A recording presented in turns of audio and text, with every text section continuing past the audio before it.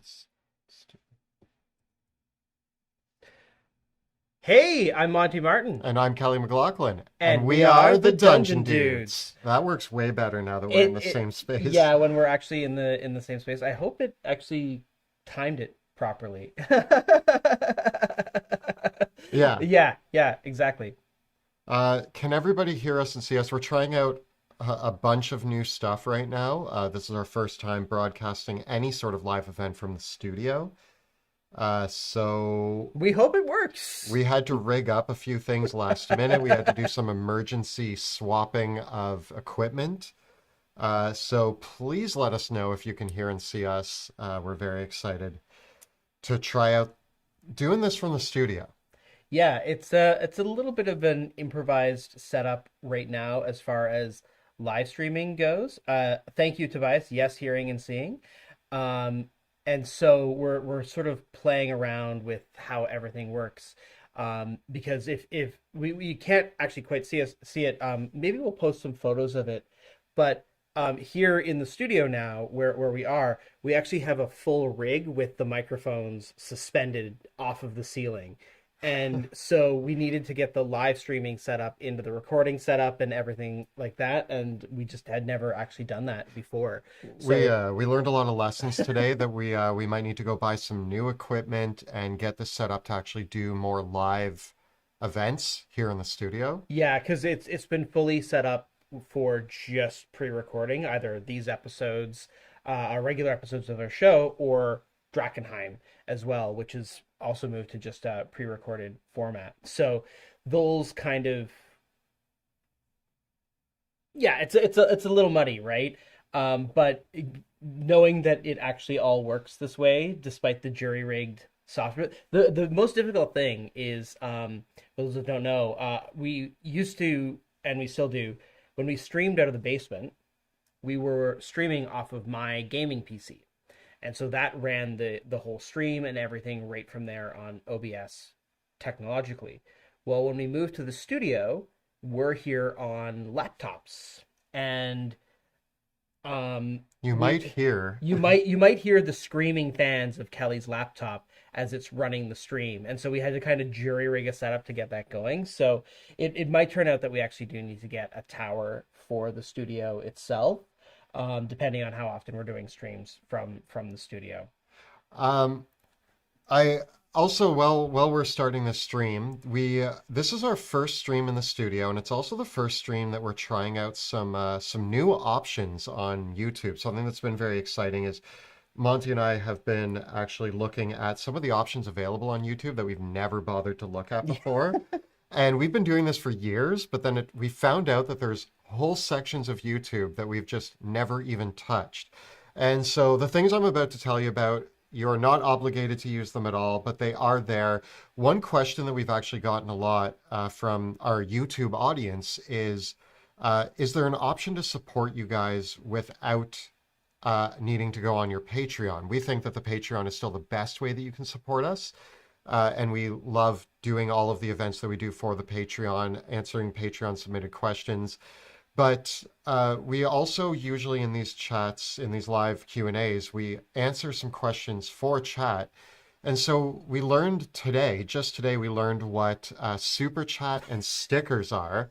And so we activated those and we're like, I don't know, let's see what happens. So if you are looking for other ways to support us, Super Chat seemingly is an option where you can contribute to Dungeon Dudes. You can leave a tip for us and leave a comment, and your comment will be pinned to the top of the comments for a time. I think the more that you spend, the longer it stays pinned.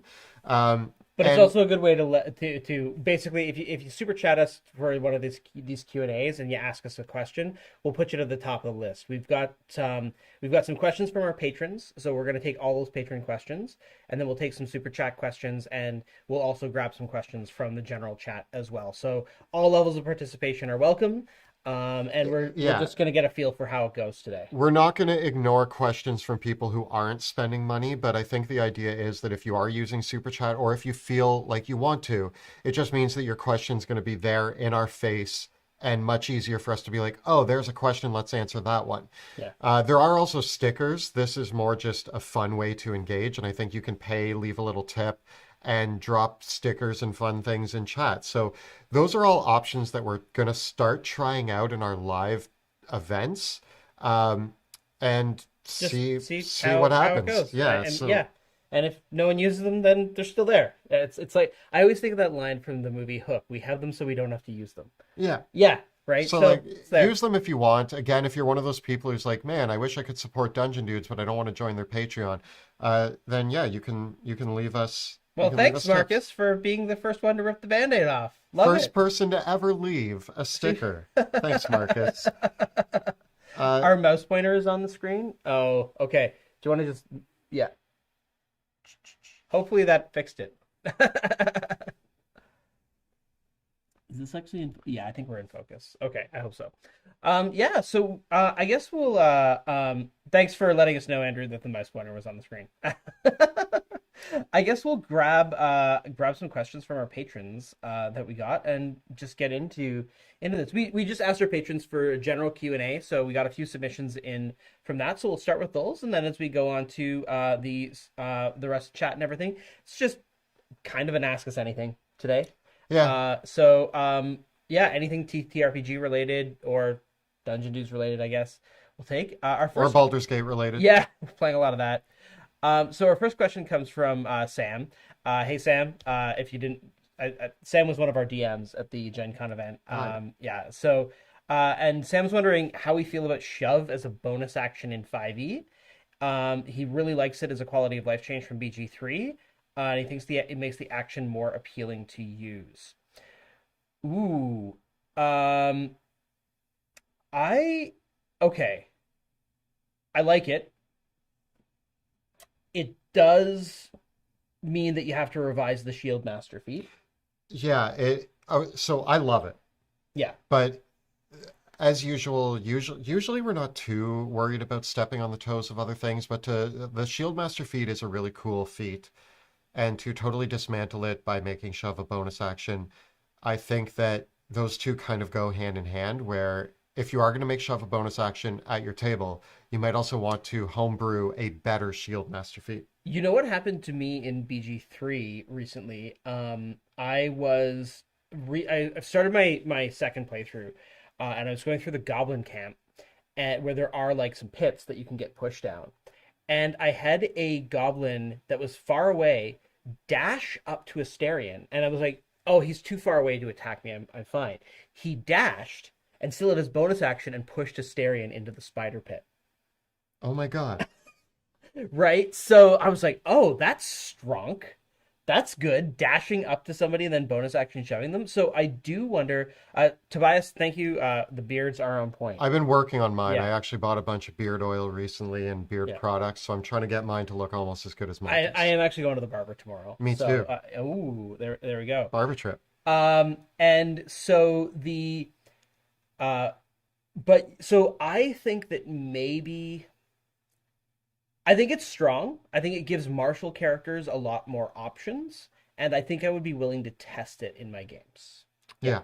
Yeah, I agree. I think that it does make the move more valuable, and that feels awesome. Oh wow, Benjamin, thank you so much for the super sticker. Really appreciate it. Wow, that's so cool. This is neat. I hope it's not too distracting, but it's like, oh, it pops up on the screen when someone does. That's amazing. Thank you. Um, great question, Sam. I think yes. I think I would bring that rule into it in as well. For sure. I don't know if I would make the bonus action jump. I think jump can just be part of your Yeah, part movement. of movement. Yeah. Doesn't need to be a bonus action. Joshua wants to know, I've seen several of your videos on making combat more engaging and alternative objectives during combat. What are some of your favorite ways to spice up combat? Can you share some examples from your own games? One thing that I think is really important for combat encounters in D&D 5e is when I was a newer DM, I would always say, okay, they're going to go into this location and then there will be a combat encounter. And I realized that a lot of my combat encounters felt very stale and one note because it was just like, here is where you fight.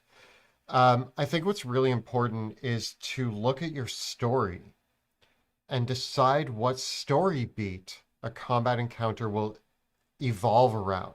And Yeah. by choosing a story beat, whether that's the players need to get to somewhere in a certain time frame, or they need to grab the MacGuffin, or they need to get out of this situation or into a situation, or a very dangerous negotiation that could turn into a combat encounter. I think that there's a ton of story beats that if you say a combat encounter could break out in this moment, but you're also open to other solutions, it immediately makes combat more interesting. The other aspects that I layer on top of that, so you have a story point to the combat encounter.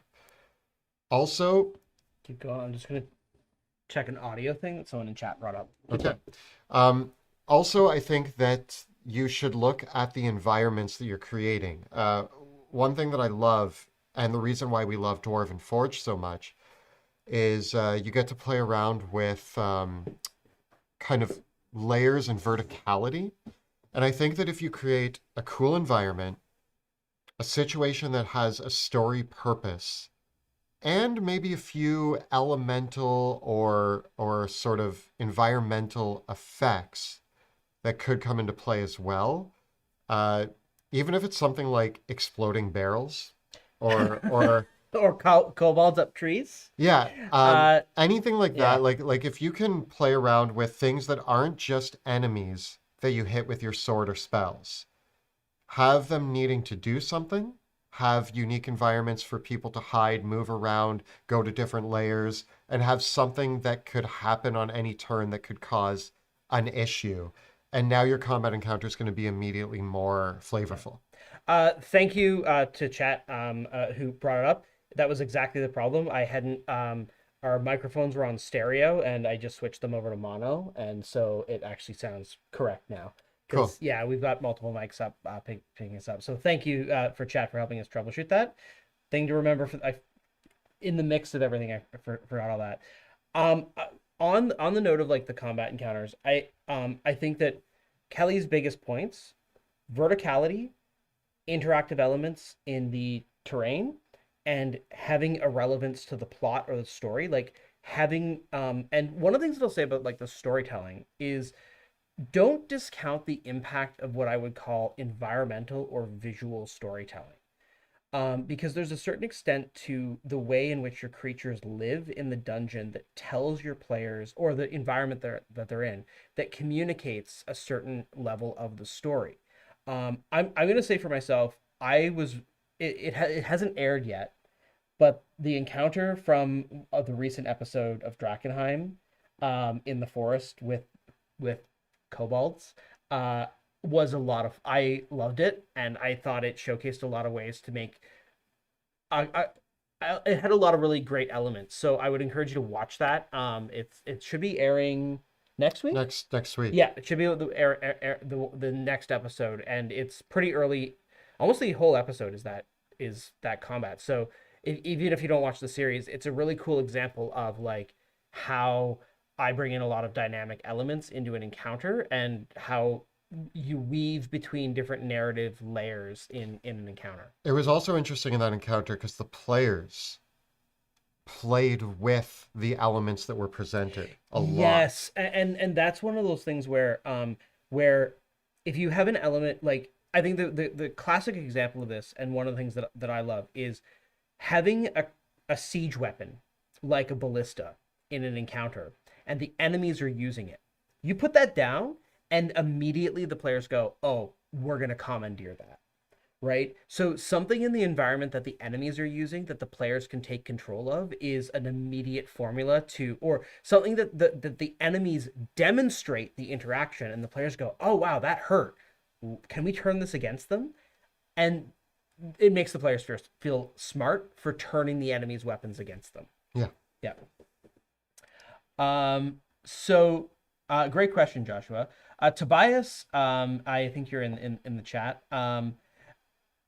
Wants to know, from the subclasses that we created for Sebastian Crow's Guide to Drakkenheim, um, which multi-class from our own subclasses do we think is the strongest? Oh man, so the problem is that I didn't even look like I didn't even think about multi-class when I was designing these.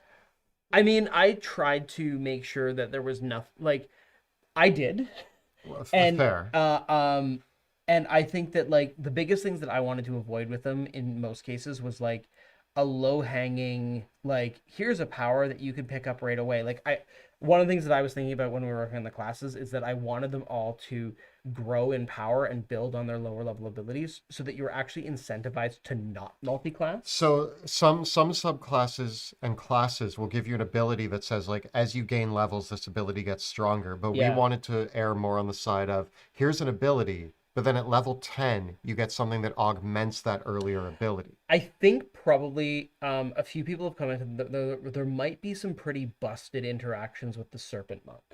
I was thinking of a Serpent Monk Old Gods Barbarian and whether that. No, maybe not. No, that I'm thinking Baldur's Gate 3 I think rules.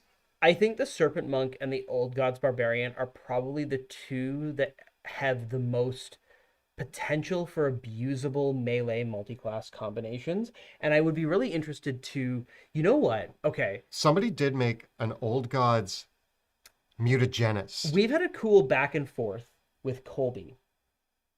Oh, we should ask We Colby should to ask break Colby to our. break our subclasses. Yeah.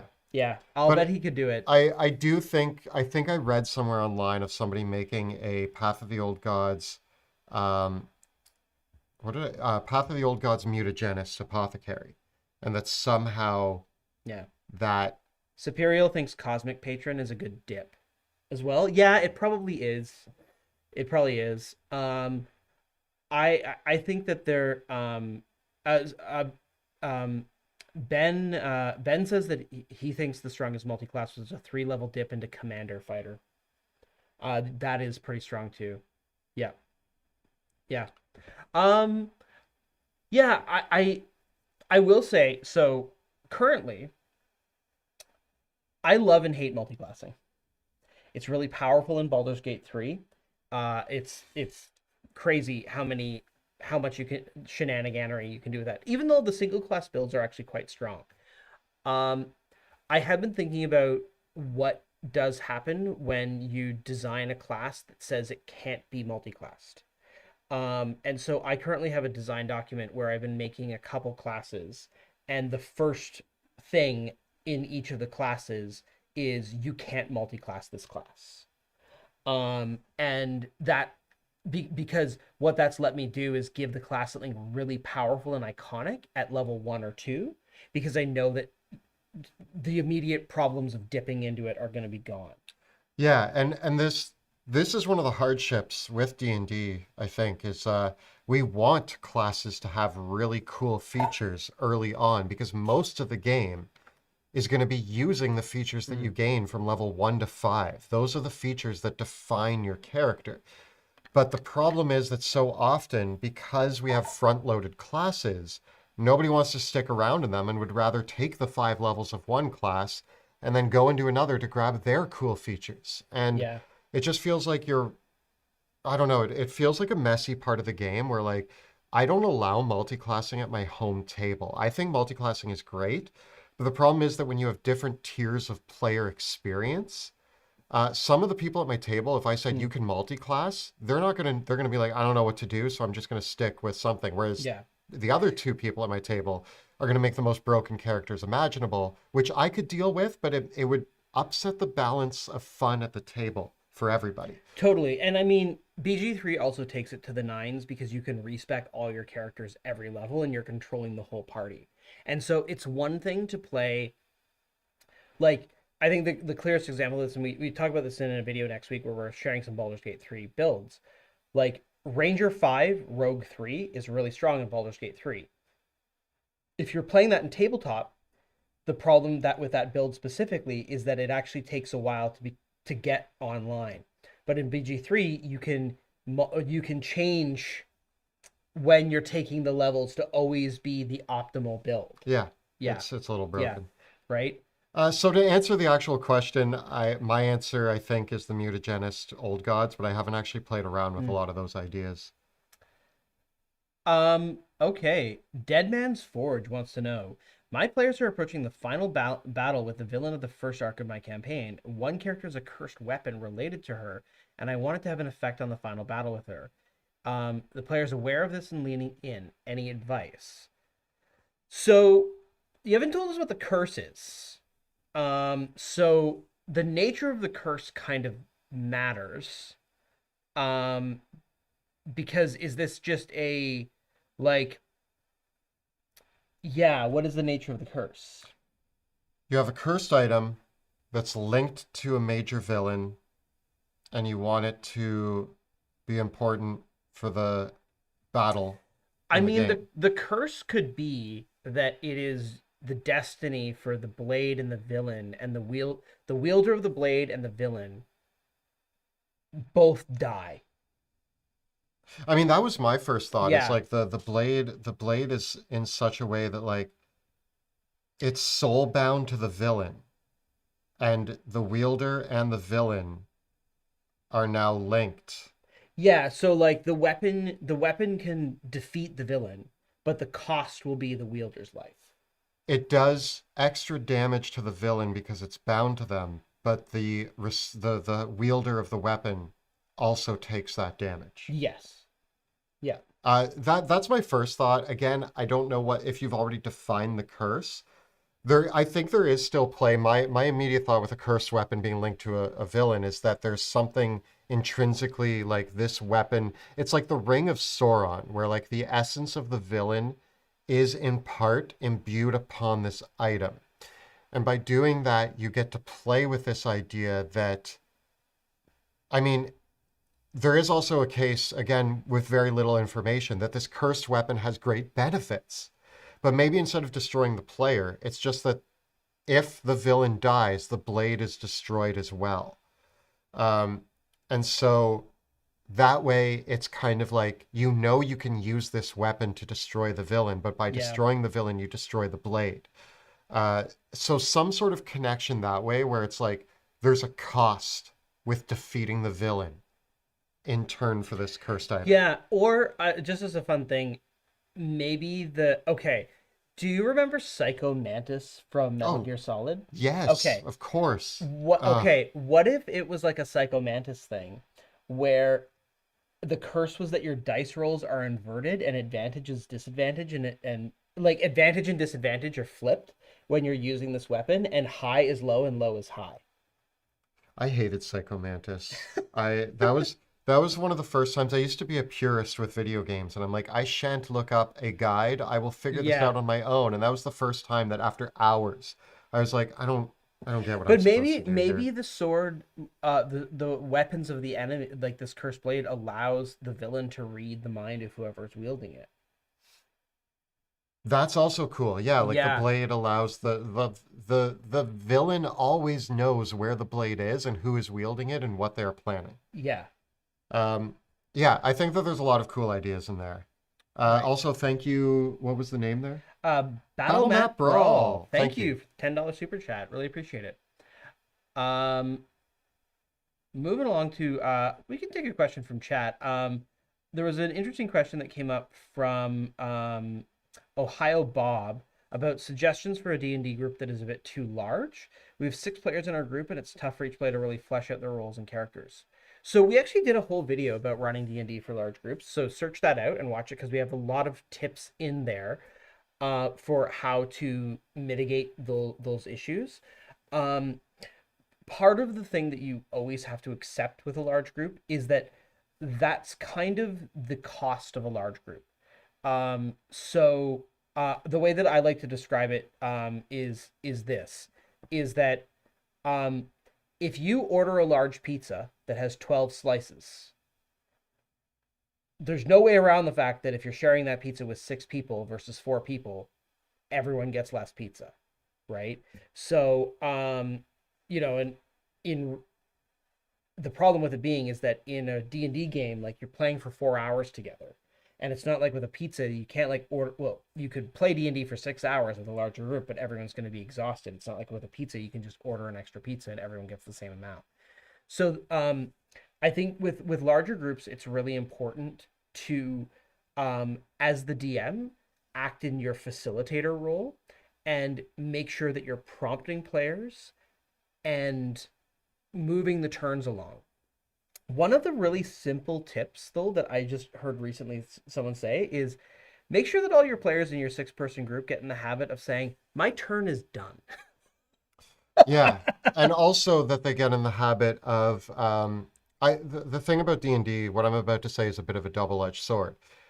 Players should try to prepare their turns before it's actually their turn. That Yeah. being said, as a spellcaster in my game, I am often preparing my turn before it's my turn, and then somehow immediately before my turn, something happens that drastically changes the flow of the battle, and I need to completely.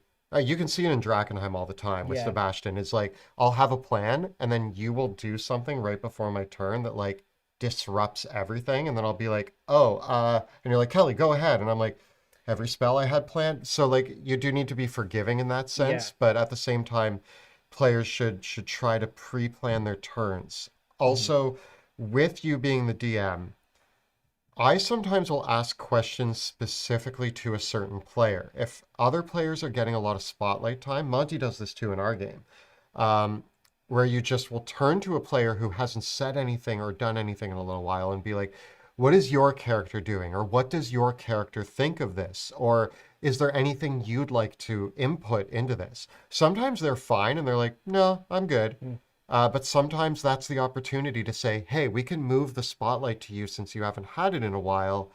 Is there anything you'd like to do with while the spotlight's on you? And if they take that opportunity, great. If they don't, then you can Yeah. keep rolling. Damien wants to know a recommendation for an awesome Halloween one shot. Um, my Halloween tradition, we've done this a couple times, is Strahd Dies Tonight. It is you can Google it. I think you'll find Mike Shea, I think, did a version of this. And it's basically here's how to run Castle Ravenloft in one night. And basically it truncates Curse of Strahd into just Castle Ravenloft, and it's just go kill Strahd, and it's a great it's very replayable. You can do it as a Halloween tradition every year. I, on the other hand, being a massive horror movie fan, I'm wearing my Poltergeist shirt today, by the way. Massive horror movie fan. Something that I do is anytime I'm watching a horror movie, the little thought pops into my head, could this be a D&D one shot? And I stockpile them. I Yeah. have a one shot planned based on Coraline. If you haven't seen Coraline, perfect D&D one shot. You just need to kind of simplify some of the aspects, but the section of the movie where she's looking for the lost souls of the kids, that's a D&D adventure right there. I've What's also it called again? Coraline. Coraline. Coraline.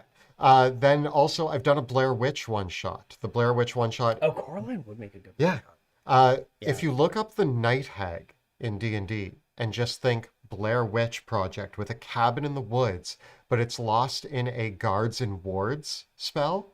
So they enter the forest, they enter guards and wards. They have to navigate guards and wards to find the cabin in the woods and defeat the Night Hag who is spying on them in their sleep and entering their dreams. Damien says that he worked on Coraline.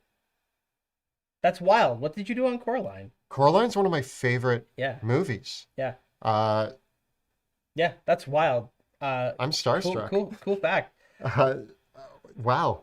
Um, Yeah. Yeah, so take your favorite horror movies and look at cool, scary monsters in D&D and ask yourself if they work.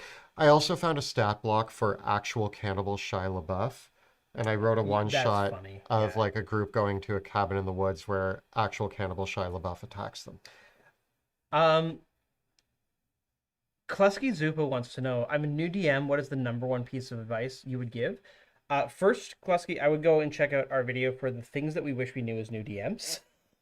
Uh, that's a really good place to start for just general advice if you want a full video on the topic.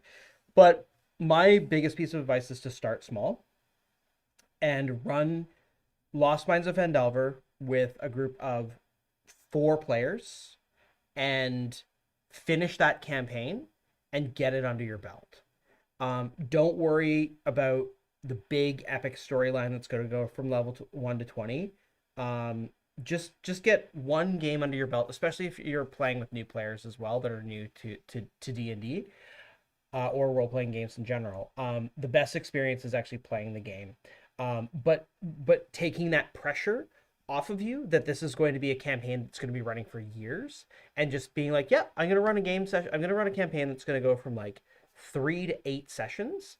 We're going to have a good time, and then those characters are going to retire. And then that'll get you the opportunity to discover what you're good at, what you like, what you need to improve on, what you want to adjust, what style of game you want to run, and just have that little bit of like practice at first. My 1.5 advice is cap your group off at 4 players. As a new yeah, like 4 players is the absolute maximum I would suggest for a new dungeon master. The Adding more players is one of um, the biggest ways to give yourself more of a challenge as a new dungeon master. I think my biggest piece of advice is the most valuable lesson that I learned as a dungeon master. And what I'll say is this is something that's simple to think about, but hard to master, but you're going to master it the more that you play D&D.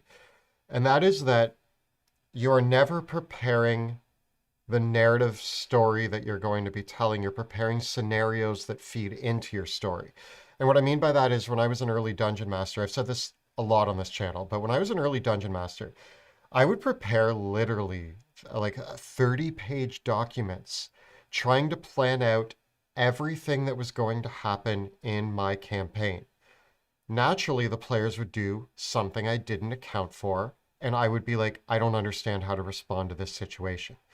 Now I go in with very little notes. You still might want to have quite a few notes, but the idea is that you never write what you think the players are going to do. That's the most important thing. You never know what the players are going to do. What you need to do as a dungeon master is think, what are the villains up to? What are they trying to accomplish? And what are they going to do to accomplish that?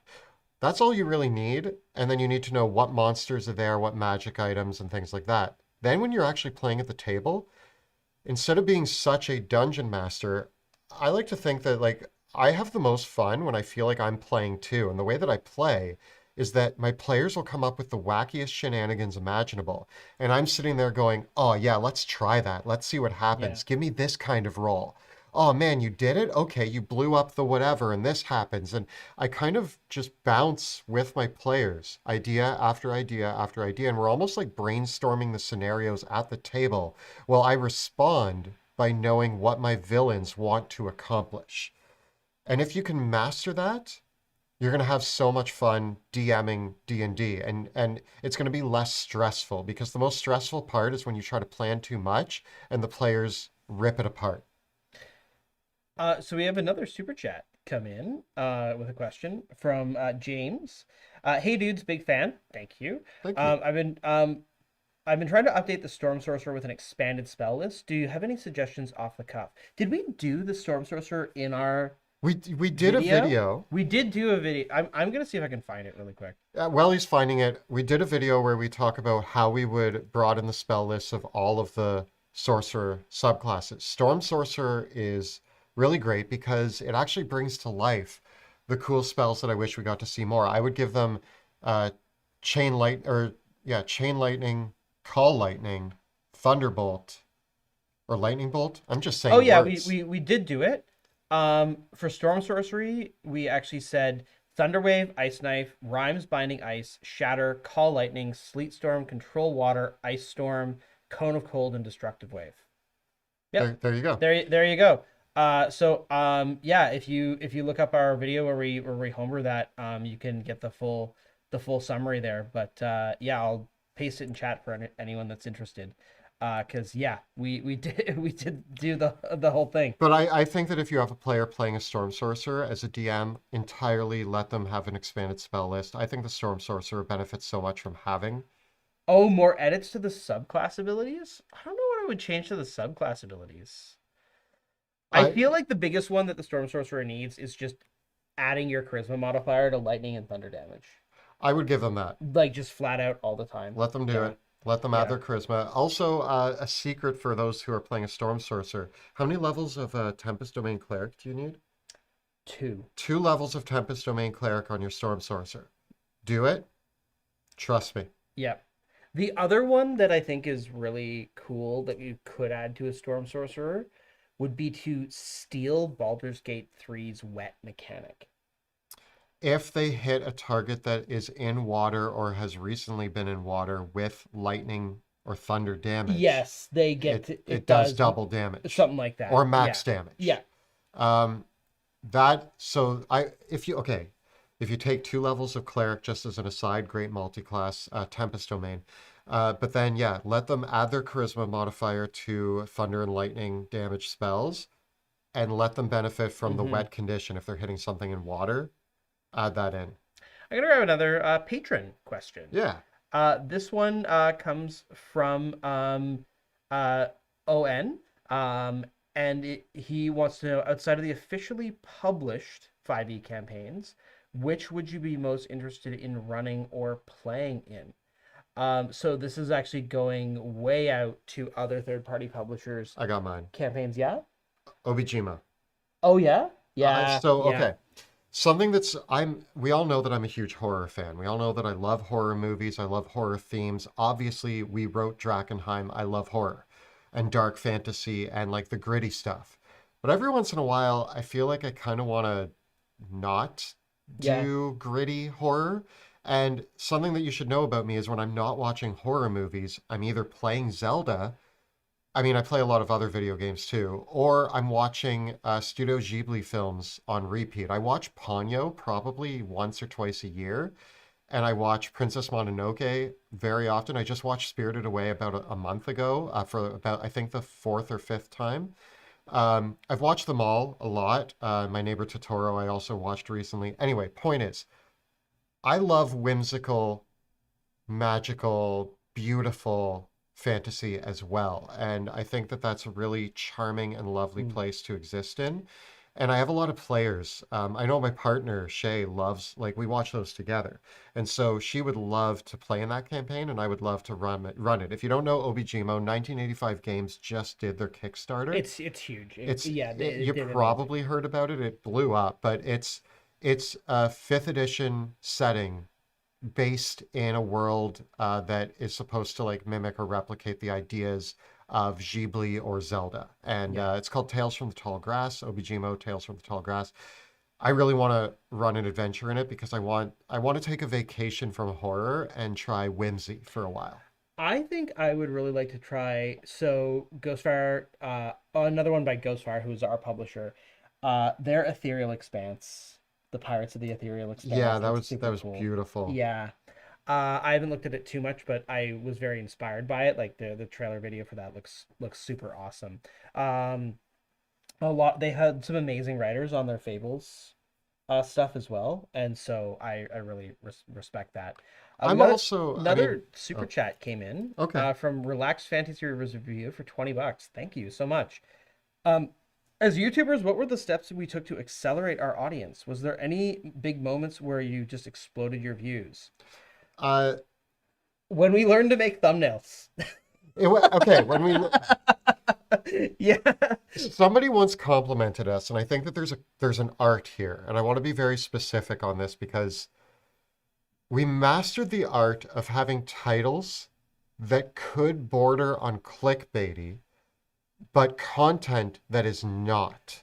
And somebody once complimented, they're like, man, when I first clicked on your video, I was worried that it was going to be useless clickbait, but you guys get to the point and you stated very important facts in this It's a video. very fine line to toe. It's a fine Yeah. line, but what we learned is I think our channel blew up and our audience picked up when we did our first video that was called like five worst spells in D&D or something. Five game breaking. It was five game Yeah, breaking five spells. game breaking We spells. made that on a whim and it exploded. And we were like, what is it that Our exploded? first big video that did well was five spells for villains, Yeah. right? So definitely for us, like, People we love lists. people have lists, and we started making better thumbnails and better video titles, and I think in general for us with our audience is I think when we were coming up as a channel, I think that there was a lot of DM advice out there, but there wasn't a lot, not necessarily as much player focused content. And so we did a lot more player focused like build guides, and that was kind of like our in the early days our content strategy was we were going to do a class guide for every class. We were going to do player advice videos on spells and stuff like that. We are going to do build guides, and so those guides for players really helped a lot of the growth of the channel overall. So that really was that was really really fun. Um, Jay Rodriguez, thank you, asked favorite Gen Con memory that wasn't one of your events. ooh, that that's hard because we went to so many events, but like our events were the big game and the signing and everything, and the panels. Yeah, I mean, I have an easy answer, and a lot of you out there already know this, but we're really good friends with Ginny D, Jesse Jardak, and Laura Jardak, and the three of them were at Gen Con, and we went out for dinner with our whole crew and their whole crew, and we just also got to like spend time hanging out with them, and like we talk to them Mm, probably every other day, but we only get to see them twice a year pretty usually. much, yeah. So to cherish the moments where we actually got to just like hang out with our friends who live,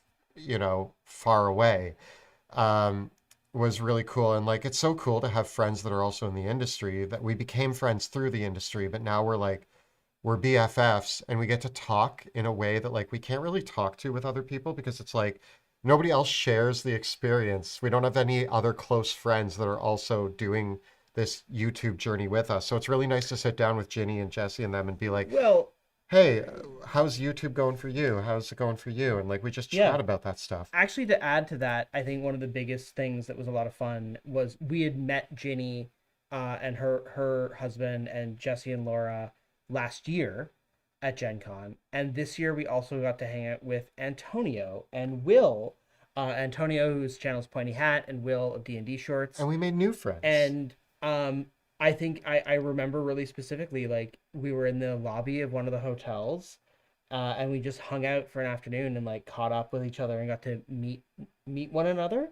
And and Colby came by. and Colby came by. Like, And yes, Colby was yeah, such a warm person. They all were actually. So like meeting the people that we've talked to digitally for a long time and then getting to hang out in person and yeah. realize that we all got along and we're all friends, Mm. that is a cherished thing for But me. but I will say that like expanding that as well, we got to hang out with a bunch of our patrons as well, Oh who yeah, they were all so Uh, cool. um, so in preparation for the events, so these weren't the events. So this is like a cheating answer, I guess, because it's part of the events, but they were the prep for the events, like opening all the boxes for the minis. So one of the things that wasn't that we talked about is that we did this big epic game session at Gen Con, and WizKids sponsored the event and gave us a bunch of miniatures to use for it. But it turned out all these miniatures were still in the box. Like they were still in the blind booster boxes that they come in, and we had to open them up and sort them. And so the GMs for that, Gen Con gave us a conference room in one of the hotels where we could take all these boxes. It was like a pallet, and the GMs and our crew and everyone opened all these minis up, and we it was like a 3 hour thing of hanging out, and I think we had to do like a book signing in the middle of it. It was crazy, but it was so much fun to connect with everyone in that way as well. It was such a great community. I feel like Yeah. during Gen Con, I was constantly stressed, but afterwards I look back and all I see is such cool stuff that we got to do. Yeah. Augusto, also a $10 super chat, wanted to know, um, how would we suggest handling a space travel campaign, which on a whim players could be in on a completely different planet with different species and factions? Okay, I have kind of a cheating answer for you, and that is so learning from my own experience, I tried to do this and I started writing all of my own rules, all of my own stuff. It was a lot of work. It got too complicated. So there's two options. Take what already exists and just make space dwarves, space elves, half orcs are big aliens, and goblins are little aliens. And like you take the races, you just slap a new nameplate on them, and the rest of D&D stays the Mm. same. You use like the energy weapon rules in the Dungeon Master. Or I'm going to plug a third-party product.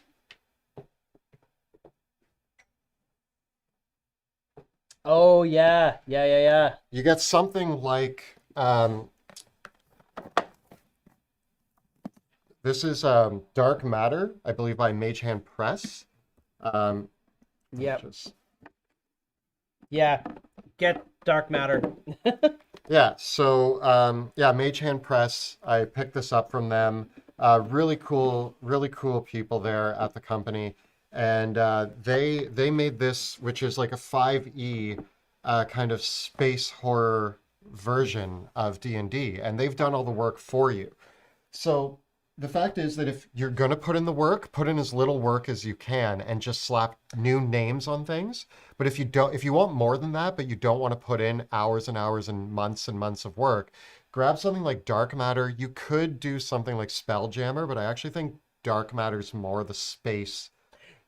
Yeah. Like Spelljammer is very specific. I would also say that like in reality, traveling from planet to planet is not much different from traveling from continent to continent or city to city. It's all in because even if you're doing an entire planet, the players are probably only visiting one or two points of interest on that planet. So if I was approaching this, and you can kind of build like a web out, like you can do like a network map because you don't need to design like Kelly's playing more Starfield than I am. I'm of the belief in a world with 1,000 planets, you don't need to design 1,000 planets because your players will not actually visit 1,000 planets. Your players are probably actually going to visit like five or six.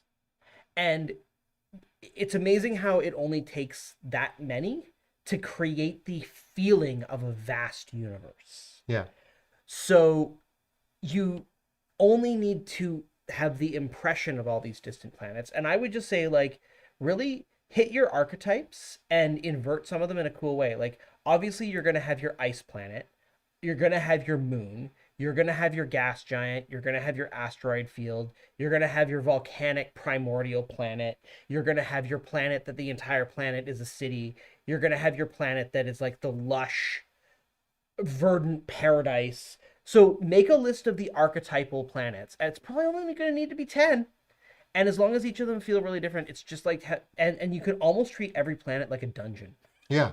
right? A dungeon with its own city above it. And I ran early on with my players. I ran a campaign that was a pirate themed campaign with a bunch of little islands, and they were going from island to island. You were in that. You were the pirate wizard.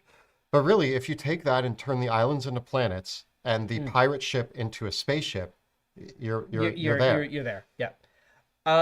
So Should we do another Patreon? yeah, let's grab another. We got a couple super chats to do, but we We got a will couple. get to those, We'll, but we'll get to a we want couple to make sure that more. we hit the Patreon questions. Caleb, one of our patrons, wants to know what are some of your favorite monster and or terrain or effect combos you have run or would like to run. So, this is actually based off of a little play test that we did recently, but one of my favorite combos. We're in the midst of designing some monsters. So this is kind of a cheating answer, but I think you can accomplish the same thing that I'm about to say using proper environments and proper monsters. A great monster example would be a roper in a volcanic lair. Now that I have that in your head, we'll go with what we actually did. So we had a monster who had a radiating aura of damage And and then an the ability ability to to pull. pull creatures towards it, and another ability that allowed it to entangle creatures near it to stop them from moving. So what you ended up getting was this monster that pulled creatures in, entangled them, and damaging aura them. But you can get that without designing a monster. A roper, again, in a volcano, who's surrounded by like really hot magma Yeah. rocks, who's pulling creatures towards it, and now they're like getting heat damaged. I love any monster that has an ability to grapple and move players and putting it in an environment where there are places that players do not want to be at the end of their turns, and then you put them there. It's one of my favorite things to play around with. Beholder, the floor is lava. Yeah, that sucked. That was so hard. Yeah, so the towards the end of Dungeons of Drakkenheim, I did an encounter which is changed a little bit for the book where the floor was delirium sludge. There were pillars to crawl on, but there was no like safe ground. And then flying between the pillars was a beholder, which in the book we changed to another monster, and that was great. It was very challenging, but it It was was great. it was one of the hardest. We really had to think outside the box, and we revisited that same location to fight a different Yep, monster later. yep. Aiden would like to know another patron question. I have a new player who is new to D&D but loves optimizing for video games, and they're having choice paralysis. How can I help a new player that has some choice paralysis? They it sounds like they're flustered with the plethora of fun player options available in D&D. This player, my short advice, this player might need a couple one shots to get it out of their system. They just might be someone that needs once in a while to try out some of these powers because they get excited about something and want to try it. I also would be very open with this player. When I had a new player who wanted to try some things that they had never tried before, and so I said to them like, you can reflavor, um, you could basically rebuild your character from scratch, Yeah. almost Baldur's Gate 3 rules, where you pay 100 gold and respec your entire character. I was basically giving them free reign. I was like, anytime you level up, you can say, I don't like what I've chosen. I want to change it.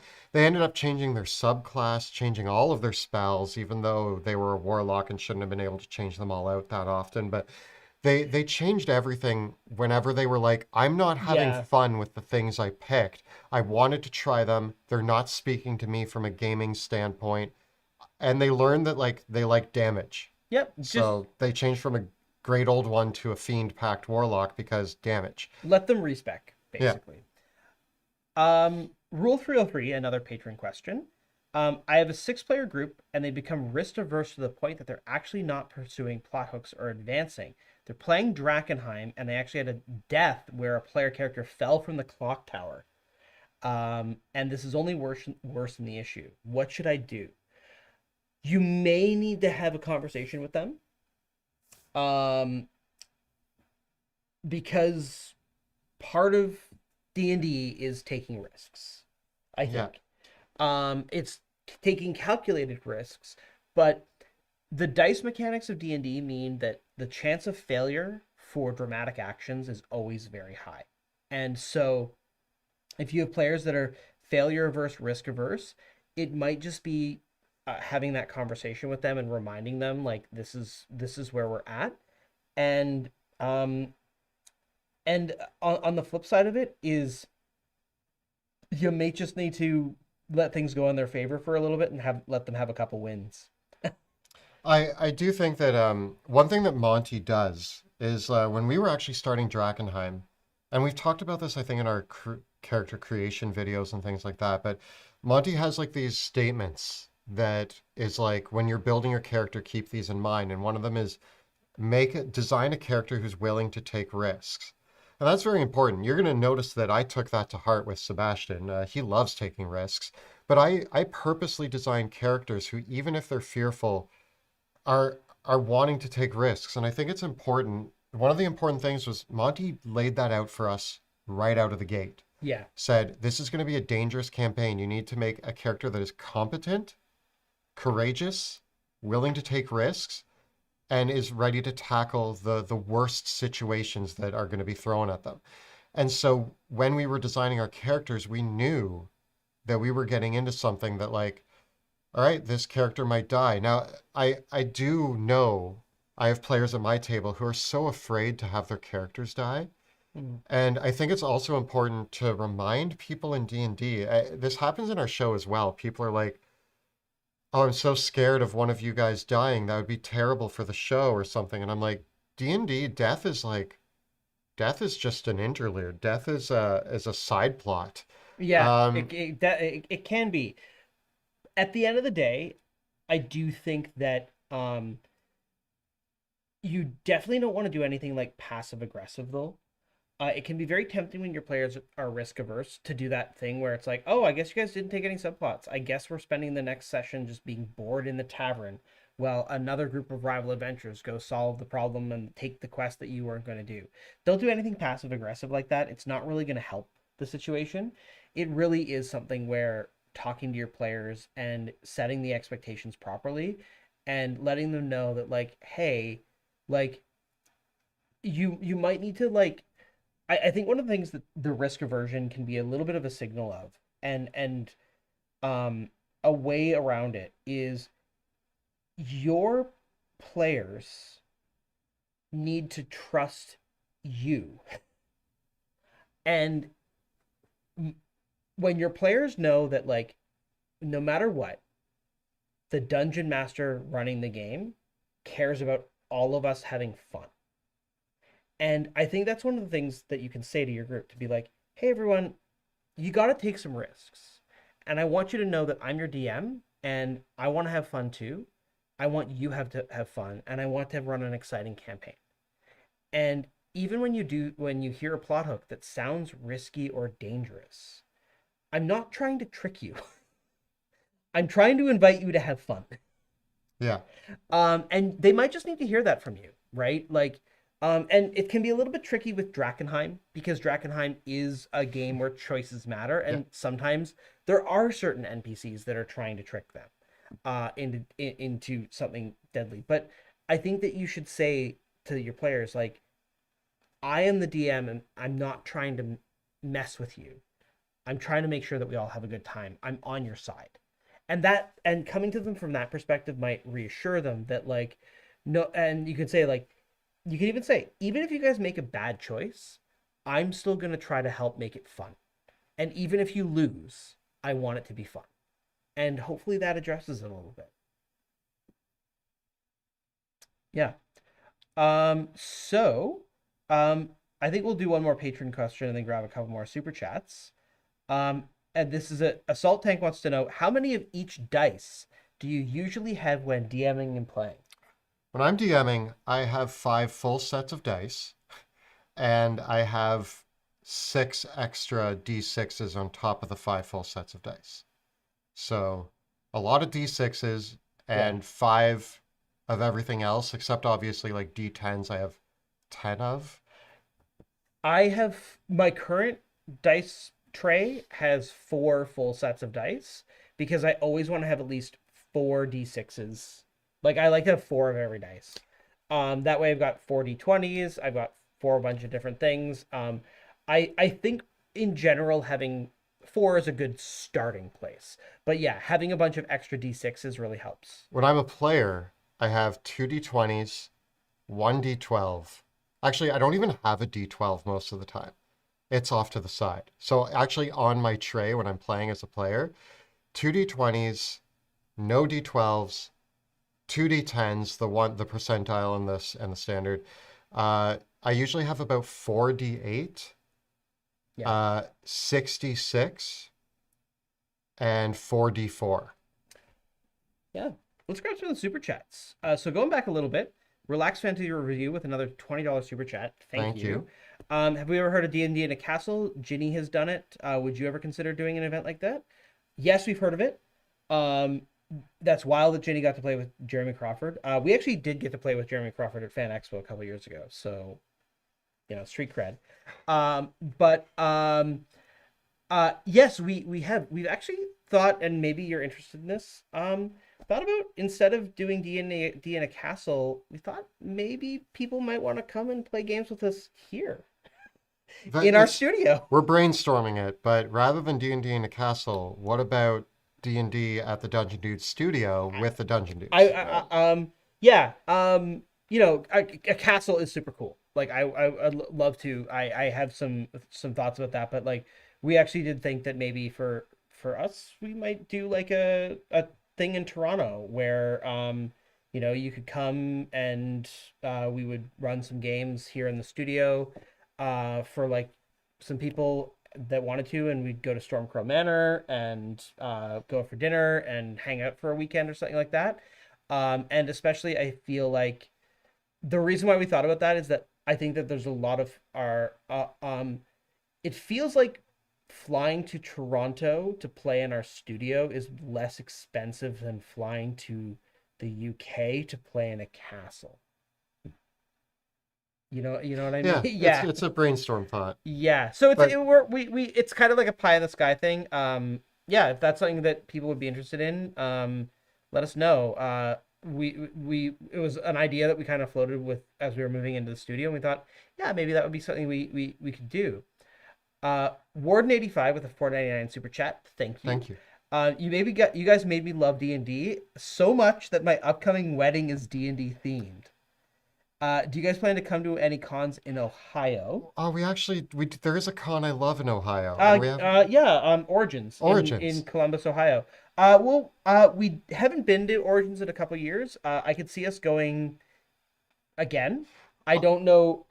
We're gonna be at Gamehole Con, which is in Wisconsin. You know why we need to go back to Ohio for Origins? Oh yeah, that market that There had was the a market. There yes. was a market that we went to for breakfast every day, and in that market there was a breakfast sandwich, I hope it's still there. That was like and that breakfast 2019. sandwich changed my life Yeah. more so than Origins the con. I need to have that breakfast sandwich again, and so I will go all the way to Ohio because I need that breakfast sandwich. Uh, Layfan wants to know, hey dudes, your with 6.99 super chat, thank you. Hey dudes, your Tears of the Kingdom videos inspired me to write my own Zelda themed campaign. Would the story of Tears of the Kingdom work, or perhaps something a bit different? Oh, it would work. It would work. It's a bit of a direct sequel to Breath of the Wild. I feel like the starting of Breath of the Wild of like heroes waking up in a chamber of resurrection after 100 years is a really good start.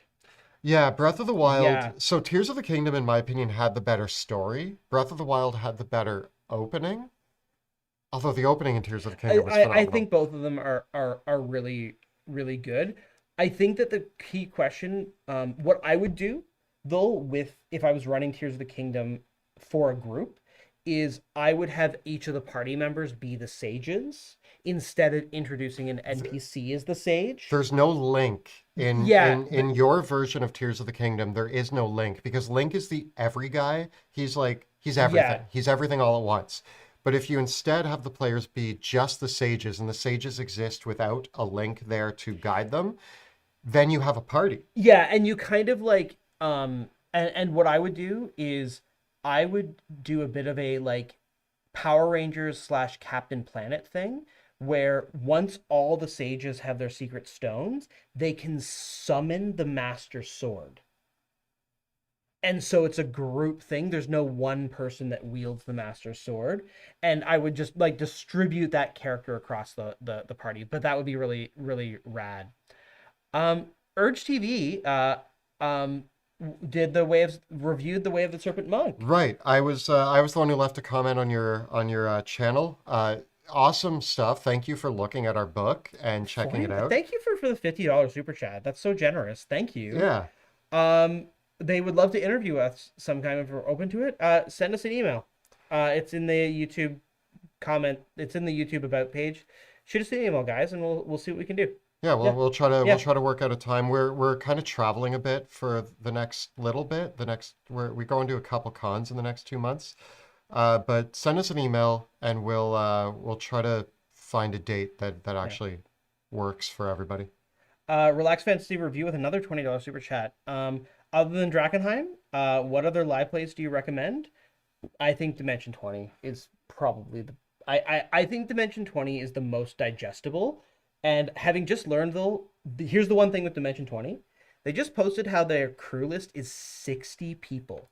It made So me feel really good. it made me feel like what we do here on our channel is done with Kelly and I plus Jill, Joe, and Kyle, and the help of our partners here and there as well. So like we have 6 people, and Dimension 20 has 60. And so it makes me feel like I always go look at the beautiful sets that Brennan Lee Mulligan has and their casts and everything and all their amazing things, and like knowing that they have that many people behind it makes me feel a lot better about what we're able to achieve with. So like Yeah. I mean, and their shows are very digestible. Like I find for myself, the way that they do like 10 to 12 episodes of like 2 hour long episodes each. I really like that format, and that's much more digestible for me than like committing to a 50-hour campaign, 50 episode campaign. My personal recommendation is my favorite actual play has always been The Adventure Zone. Specifically, uh, season one is what inspired me to start doing our show. Partially, there was many inspirations, but one of them was that I was listening to The Adventure Zone, and the McElroys. I just like I love the vibe of the three sons and the dad. It's great, and they all play together. Three players, a DM. It works really well. And then season two is also excellent, and they do Monster of the Week, which was actually how I was introduced to that game, which then I ran on our channel because they just love telling stories. I kind of fell off after season two. They've done several Mm, more games and even more D&D. Um, but those first two seasons really stood out to me as like a big part of yeah. my passion for D&D came in from that. A couple of folks in chat, Dank Snell, wanted to know about we're going to be at Gamehole Con and Big Bad Con. So we're going to Big Bad Con next weekend and Gamehole Con in a couple weeks. This is our first time at both of these conventions, and we're traveling to both. So we've because it's our first time. We're not doing any big events at either of them like we did at Gen Con this year. We are going to do a panel at PAX Unplugged. But for Gamehole Con and for uh, Big Bad Con, just follow on our socials. We'll probably do a post being like, "Hey everybody, we're at I believe there's a hotel bar at both of these cons, and we're probably just gonna do a post and be like, "Hey, we're hanging out here. Come and meet us and say hi." And it'll be much more of a casual like hello sort of thing rather than like us having a booth or anything like that. I might be bringing some miniatures with me and maybe some playtest monsters, and so maybe we'll do like an informal pickup game. We don't know yet. We don't really know what to expect yet from either of these cons, but we don't have anything formal planned. We're just going. We're gonna be attending like anybody else, but if you spot us there and keep an eye on our socials, because we'll make sure to keep everybody informed on where we're at and what we're Yeah, doing. yeah. Um, Should we go back to Matt O just wanted to know how long was the move to the studio in the works, and how are you all settling in? It looks great. Thank you. Um, the studio planning? The planning to move here, I think, was like a year. Yeah, we've been talking about it and budgeting it and talking with the accountants about what was realistic because it's a big jump, right? Like as a company, the only overhead we had, like as a business, the only overhead we had was our people, which like we pay Kyle and Jill and Joe for their work. And so, we didn't have any like recurring monthly aside from podcast hosting, which was like $100 a month, right? But this with the studio, we're now paying rent and everything like that. So that was a big jump. The thing that was unexpected about it was um, we started looking for a studio in June. We started looking for spaces. And we thought that it was going to take us 6 months to find something that was in our price range uh, And served our and served our purposes. purposes. And so we ended up this space that we got. Um, the we worked with an agent, and they sent us a list of places, and this space was the cheapest one. It was the most affordable, and it was the first one.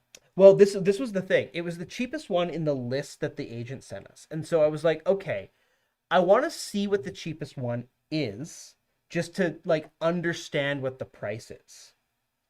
And it was the first one we looked at and we loved it. And we looked at all the others that were more expensive, and And they they weren't as good. Like we really lucked out yeah. with this space. And so we felt very fortunate. It ended up we had it for about we so we got the studio at the beginning of July, and we sort of gradually moved stuff in to it. Like we got some furniture and stuff like that, and then it was after Gen Con that we actually The weekend after Gen Con. that we built all the furniture, that we set everything up, that we actually started moving out in everything. And we've still been like piecemeal moving in, but now we're kind of settled, at least production wise. And Kelly, and we're gonna decorate a little bit more. I have some And painting to do, yeah, some art to hang. to get ready for guests to come and see it. Yeah. But yeah, we're most of the way there, and we have a lot of organizing to do. Monty and I have started the daunting task of organizing all of our Dwarven Forge and miniatures. Yeah. But it is really exciting to pull them out. In the upcoming Drakenheim episode, you're going to see just a very small sample. The thing that we organized this week or last week was all of our trees and forest terrain. And so naturally, Monty did a huge forest Yeah. setup for the upcoming episode. Yeah, Stellar Vulpine, my minis collection is going to be on camera even better than before, because like we still like the bookshelves behind us, we've gone with a little bit more of a minimalist look than before, because the reason why this shelf is so sparse is because one thing I haven't moved from the basement here are all my books, because moving books is really hard because they're heavy. So we've avoided that, but you'll still be able to see a ton of our minis and everything behind us and everything. And I've got like this really handy cart to put all the minis on, so you'll be able to see as many minis as you did before. And we have an overhead camera now that's hung above us that points straight down on the table, so you'll start to see in the newer videos a better battle cam view and everything. Yeah. Let's grab some more patron questions. Only a few more left. A lot wants to know. My D&D group has a standing agreement that we always play on game night. When we can't play the campaign, we still pull out the board or video games. We're toying with adding BG3 to the mix on those nights. I'm hesitant, but I can't put my finger on why. Thoughts? Would you still be playing in person? Like, would you play split screen BG3, or would you play would everyone just stay at home? Because it sounds like your group plays in person. And maybe that's what you're afraid to lose is I will say that there is a very distinct difference between a video game and a board game. Yeah. Sitting on a couch playing a video game with a group of friends is a lot of fun. I have people over to play Mario Party and Mario Kart all the time. We have a great time. But then also sometimes I have people over and we want to play Ticket to Ride, or I try all sorts of board games. I tried the Darkest Dungeon board game recently because one of our D&D people couldn't make it, so we did Darkest Dungeon because there were four of us. And that worked really, really well. But there's a much more tangible, collective, communal experience when you're playing on a table Yeah. with a group of friends around than when you are playing a video game. What I will say is that if you want to cherish the around the table environment, then by all means don't add Baldur's Gate 3 in. But I, with that same group of friends, will be like, tonight's board game night, and then, a few weeks from then, we're doing Mario Party tonight because I'm feeling lazy and like I want to sit in pajamas and play a video game. Does it feel like you're playing a competing D&D campaign When you play Baldur's Gate? as opposed to your regular D&D night when people can't make it? Could that be why? I don't know. Maybe. Maybe do a Baldur's Gate 3 on a different night. I don't know. Maybe play Baldur's. I don't know. I don't know what's holding you back. I say try it. And if it still feels wrong, then don't try it again. David M, another patron question. I want to DM an open world sandbox game with lots of downtime so it runs over years or decades in game, instead of reaching level 20 in a few weeks or months. How can I both encourage extended downtime and keep my players interested in multiple hooks? Okay. Oh, no. Yeah. You got an idea. Go for it. My thought immediately is, first of all, tell your players up front. I usually like to give my players a one-page document that like tells them what to expect from the campaign. Be very forthcoming with the fact that you want downtime to be an important part of this campaign. With that, I would recommend that every player chooses a background very specifically. What does the background say about their character? And kind of tell them that when they're choosing their backgrounds, think about the sorts of things that their player loves to do, what interests them. If their player chooses the bounty hunter background, their downtime, maybe their favorite thing is combat, so their downtime is spent tracking down targets. But somebody else might pick like the archaeologist or the sage, or maybe they design their own background and they are a cook. And so they want to get a job at the local restaurant. If you have a bard, they want to play shows. And what you do is make the downtime player focused. Don't just be like, what do you guys want to do a shopping episode for your 3 weeks of downtime? No. Spend those 3 weeks of downtime with mini adventures that maybe the whole crew has to go on. Mm. The bounty hunter who chose their bounty hunter background, there's a target in town that needs to be brought in alive for some gold. But he'll need the help of the whole party to do that. That kind of feels like a side adventure, but it is part of their downtime. They need to research, they need to plan it. You have the cook go to a restaurant and you orchestrate for like 10 or 15 minutes, spotlight on that player. What do they cook? Let's do some dice rolls. See if they can prepare the meal for this like really prestigious guest who's showing up. You design mini moments in a night of D&D. One of my favorite nights of D&D that I ever ran was downtime. And what I did is I had no notes planned. I just knew that we were running downtime. They were in a weird city that they'd never been to before, and I asked each of them what they wanted to do. Then I had them roll on a random table of downtime mishaps. And then we ran an event where one of the players got too drunk and woke up in a casket. Another Mm. player ended up at a bar and was like ended up in a bar fight and had made a rival. There was like all of these little things that happened, and then we just bounced off of those ideas for the entire session, and everybody had the best time. So take what your players are excited about, ask them to get excited about something that involves downtime, and then play into those moments. So I'm gonna give a contrasting answer to Okay. yours. I feel like a lot of the things that you suggested, Kelly, for downtime are great for a normal campaign, but I feel like this question is asking about extended downtime activities, the type where the players are going to be doing big projects like building forts, Okay, yeah, researching yeah. spells, crafting magic items. So I think that for this campaign, I would I would look at like strongholds and followers and stuff like that, and I would look at kingdom building mechanics, organization running mechanics, like have the players in charge of an adventuring guild or a mages guild, or they're running a fortress or organization. Something that is a fixed feature of the open world that they're going to come back to. And what I would even do is I would consider setting up a Discord for your group, a forum, something that you can like post information to, and handling a lot of the Discord between game sessions so that during the game you can actually still focus on like the action. And I would just make sure that in terms of the content of your adventure, um, let it give the players the reins. Don't necessarily like don't necessarily create like a ticking clock. A few people in chat mentioned this.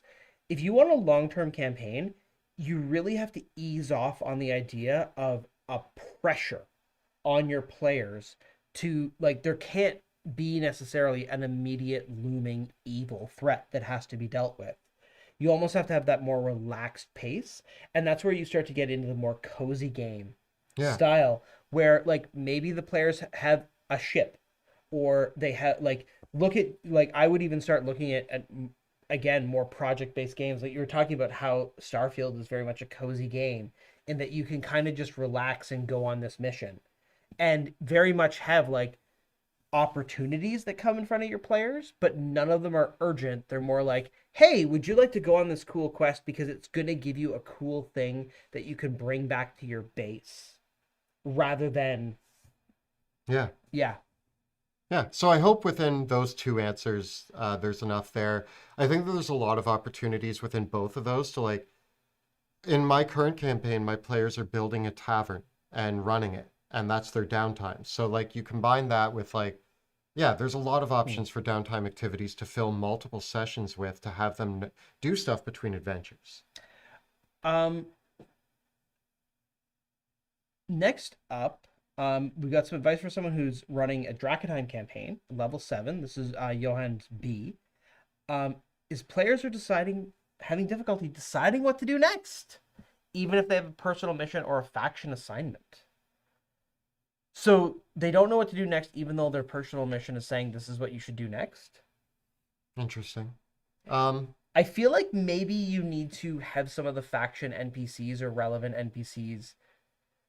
You might need to like give more of a guiding hand and have the NPCs explicitly say, "We need you to do this." now.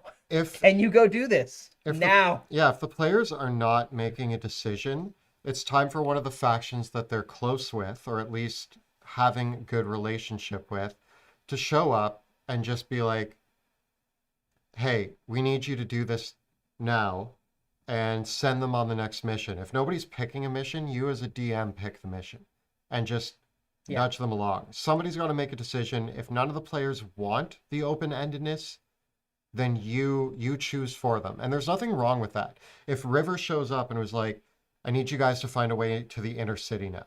I don't know where they're about level 7, so this should be around the time that they're making their way to the inner city. So she needs to be like, we need to start thinking about getting back the Academy Tower, but that's a big step. Step 1, find a safe route into the inner city. Here's our leads. You can either take the sewers. We think that there's a passage at the old inn. You can try climbing over the walls, or you can try securing the gate, either making an alliance with the Hooded Lanterns, the Followers of the Falling Fire, or taking out one of the monster-held gates. They get to choose, but now and if they're like, I don't know which one of those to pick, then have River be Mm. like, okay, our best lead is the sewers, which is dangerous as heck, but hey, whatever. They didn't make a choice, so now you get to.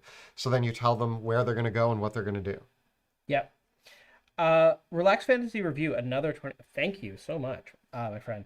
I It said the only 1 to 20 campaign I ever did was almost entirely done with a randomizer using the tables in Xanathar's Guide to Everything for every encounter, and the story just organically appeared. Would you ever enjoy that kind of game? That sounds awesome. I'm amazed that the random generator sustained the campaign that long, but that's incredible. I would try that for a game session and see how it felt. I think so.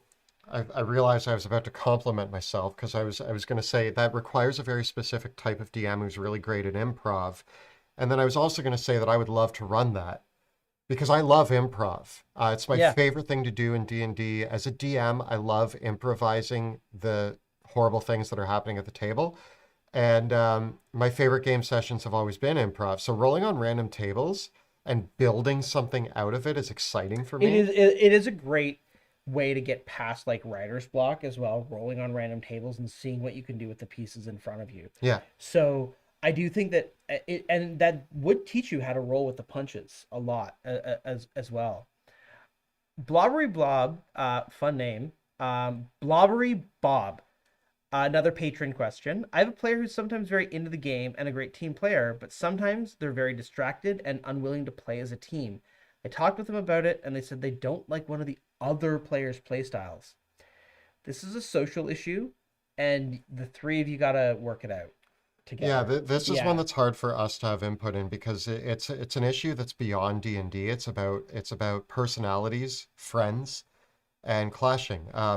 I've had players at my table who clashed, and eventually we had to rearrange the table because of those problems. But um, yeah, it's tough, but either either you gotta just get along or you gotta somebody has to leave, and like that's the issue is oh, that even feels bad. But yeah, it's tough. it's a tough situation, and like this person who doesn't like this other person's play style either sadly we had a player that was kind of disruptive at the game, and we all knew that they were a little like okay, none of us, they always took too long on their turns, and anyway. But most of us were just like, okay, buddy, like you're our friend. This is fun, whatever. Like we had a great time with them. But like, there was one or two people were like, I don't know about this. And then we had to have a talk about it. And eventually the consensus was some people were like, yeah, I can get over it. And Yeah, some people were like, I can't. And it was like, all right, yeah. well, we're gonna keep playing. And that's kind of is it such an issue that it's tough to play together? Or, because sometimes you talk to people and they still don't change and it doesn't get better. And then you have to decide whether this is worth breaking the group up or whether you can just deal with it. Like if they're distracted in the moment and you can overlook it and it's them that's missing out, then it's their own problem, right? Our last question from patrons is when introducing new players to D&D, what are some key things to get them started since reading the player's handbook is a buzzkill at session 0? Um, I think that with new players, Um, Guiding them through the first couple combat encounters is totally fine. Sharing our videos with them is totally fine. And I think that the other kind of fun thing that we have now to help new players learn the rules is they can play some Baldur's Gate 3. Okay.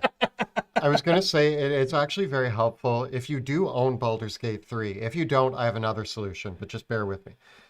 If you own Baldur's Gate 3, have each of your players sit down and go through the character creation section of Baldur's And Gate then play 3 that character at tabletop. and then play that Yeah. character at Oh, that's tabletop. fun. So that way they get to like, because Baldur's Gate does a really good job of defining what the classes are, what the Yeah. races are. The other thing is, I I've asked a new player just straight up, if you were in Lord of the Rings, the world of Lord of the Rings, what type of character would you be? Who's your favorite character in Lord of the Rings? Who would you emulate? Some people are like, "Oh, I want to be Legolas." I'm like, "What are your favorite aspects of Legolas?" Some people are like, "I like when he slides down the stairs on a shield and shoots his bow." And I'm like, "Okay, so that's probably more of a fighter." Or they're like, I like Aragorn's ability to listen to the Mm. ground and pinpoint." And I'm like, "So you want to be a ranger?"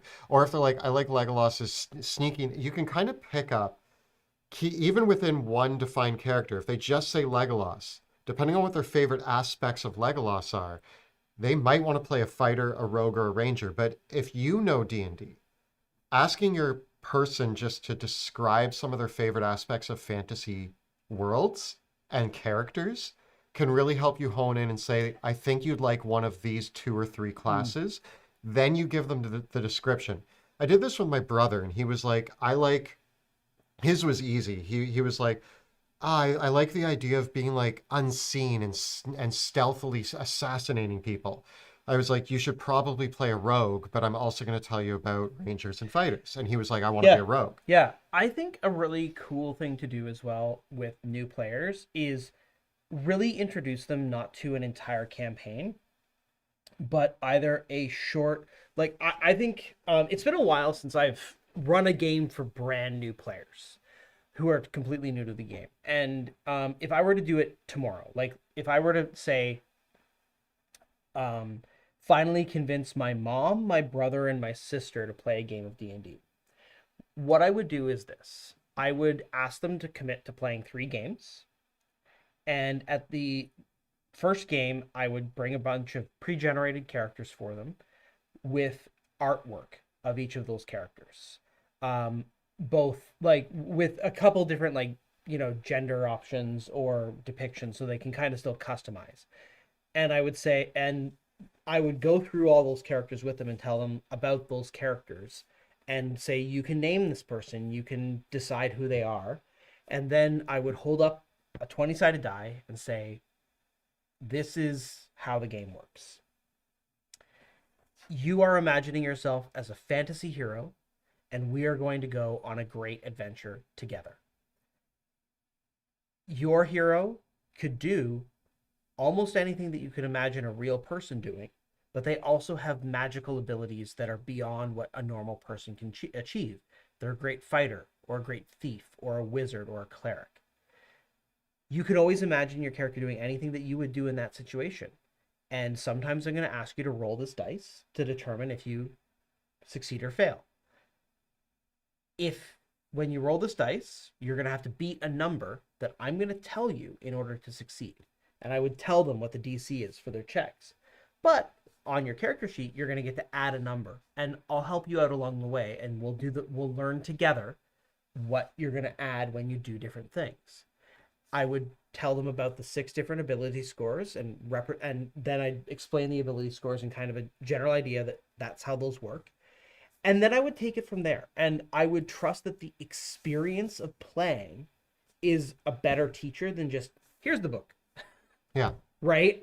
I really do think that the I hadn't read the player's handbook yeah. until after our first like 3 or 4 sessions. Yeah. And I think that really the biggest thing is get them to that goblin cave from Lost Mine to Found Delver. Tell them that they got to rescue a friend, and immediately like you'll don't worry too much about getting the rules perfectly right as much as the for a new player that's never played a TTRPG before, the biggest rule that you want to teach them is not how to roll a d20 or how combat works, but the rule that you want them to learn is that in a role-playing game, the dungeon master describes the environment, and the player characters get to decide how they respond to that environment and what they do within that environment. Sometimes the dungeon master is going to ask them to roll dice to determine the outcome of what they do, and then the dungeon master will narrate the results. And the players understanding that loop is the most important lesson to learn. The other rules will come over time. Hope that helps. Yeah. So now we're just gonna go to chat Yeah. for the last Half half hour or so. hour. Yeah. And yeah, we're going to take any questions from chat. If you do decide to use Super Chat, we will definitely be answering those questions, but we're going to take any questions from chat starting now. Yeah. So ask your questions. Stellar Vulpine wants to know, would you ever make guide videos for your own class and subclasses? The ability explanations in your ranking videos have really helped me learn 5e, and I'd love that. We are going to do an apothecary class guide. Yeah. Did we do one for the Kickstarter? We haven't filmed it yet. Okay. Yeah. But we are doing one. Yes. Yes, the answer is yes. Yeah. Maybe for our subclasses, we'll see. Yeah. Yeah. Awaken wants to know, where are you guys at in your Baldur's Gate 3 playthroughs? I mean, you're way ahead. I needed to take a break. I put in 100 hours in a really short amount of time, and so I had to play a little bit of Starfield to like I felt like I was starting to like go hazy on watching Baldur's Gate 3, but I am in Act 3. I'm not going to give too many spoilers, but I am in the middle of several plot lines at the beginning of Act 3, and I just left the circus. Mm. And I also am discovering a vile murder plot. And somehow the vile murder plot and the circus seem to be connected, as I found something on one of the murder plot bodies that was horrible and alluded to stuff happening at the circus. That's all I'm going to say, but that's where I'm at in Baldur's Gate 3. Act 1 and Act 2 finished, loved them. What I hate is that every time I come into the studio and I say, Monty, here's where I'm at in Baldur's Gate. And he goes, oh, cool. Did you find the blah, blah, blah? And I'm like, I don't know what you're talking about. He's like, you didn't? Well, You didn't find the blah, blah, blah. what Yeah. about this blah, blah, blah, or this magic item or that? And I'm like, I don't know. How did I miss? I'm being so thorough, but this is the thing with Baldur's Gate 3. I think I'm being so thorough. And Monty has 100 things that I missed. But then I'll be like, yeah, but then I did this plot line. And Monty will be like, wait, what plot line? So we're having very different playthroughs, and I think that's awesome. So with Baldur's Gate 3 at release, I did a really short, I did my first playthrough with a tiefling paladin that I took into Act 2, and then I decided that I wanted to restart as a half-elf sorcerer.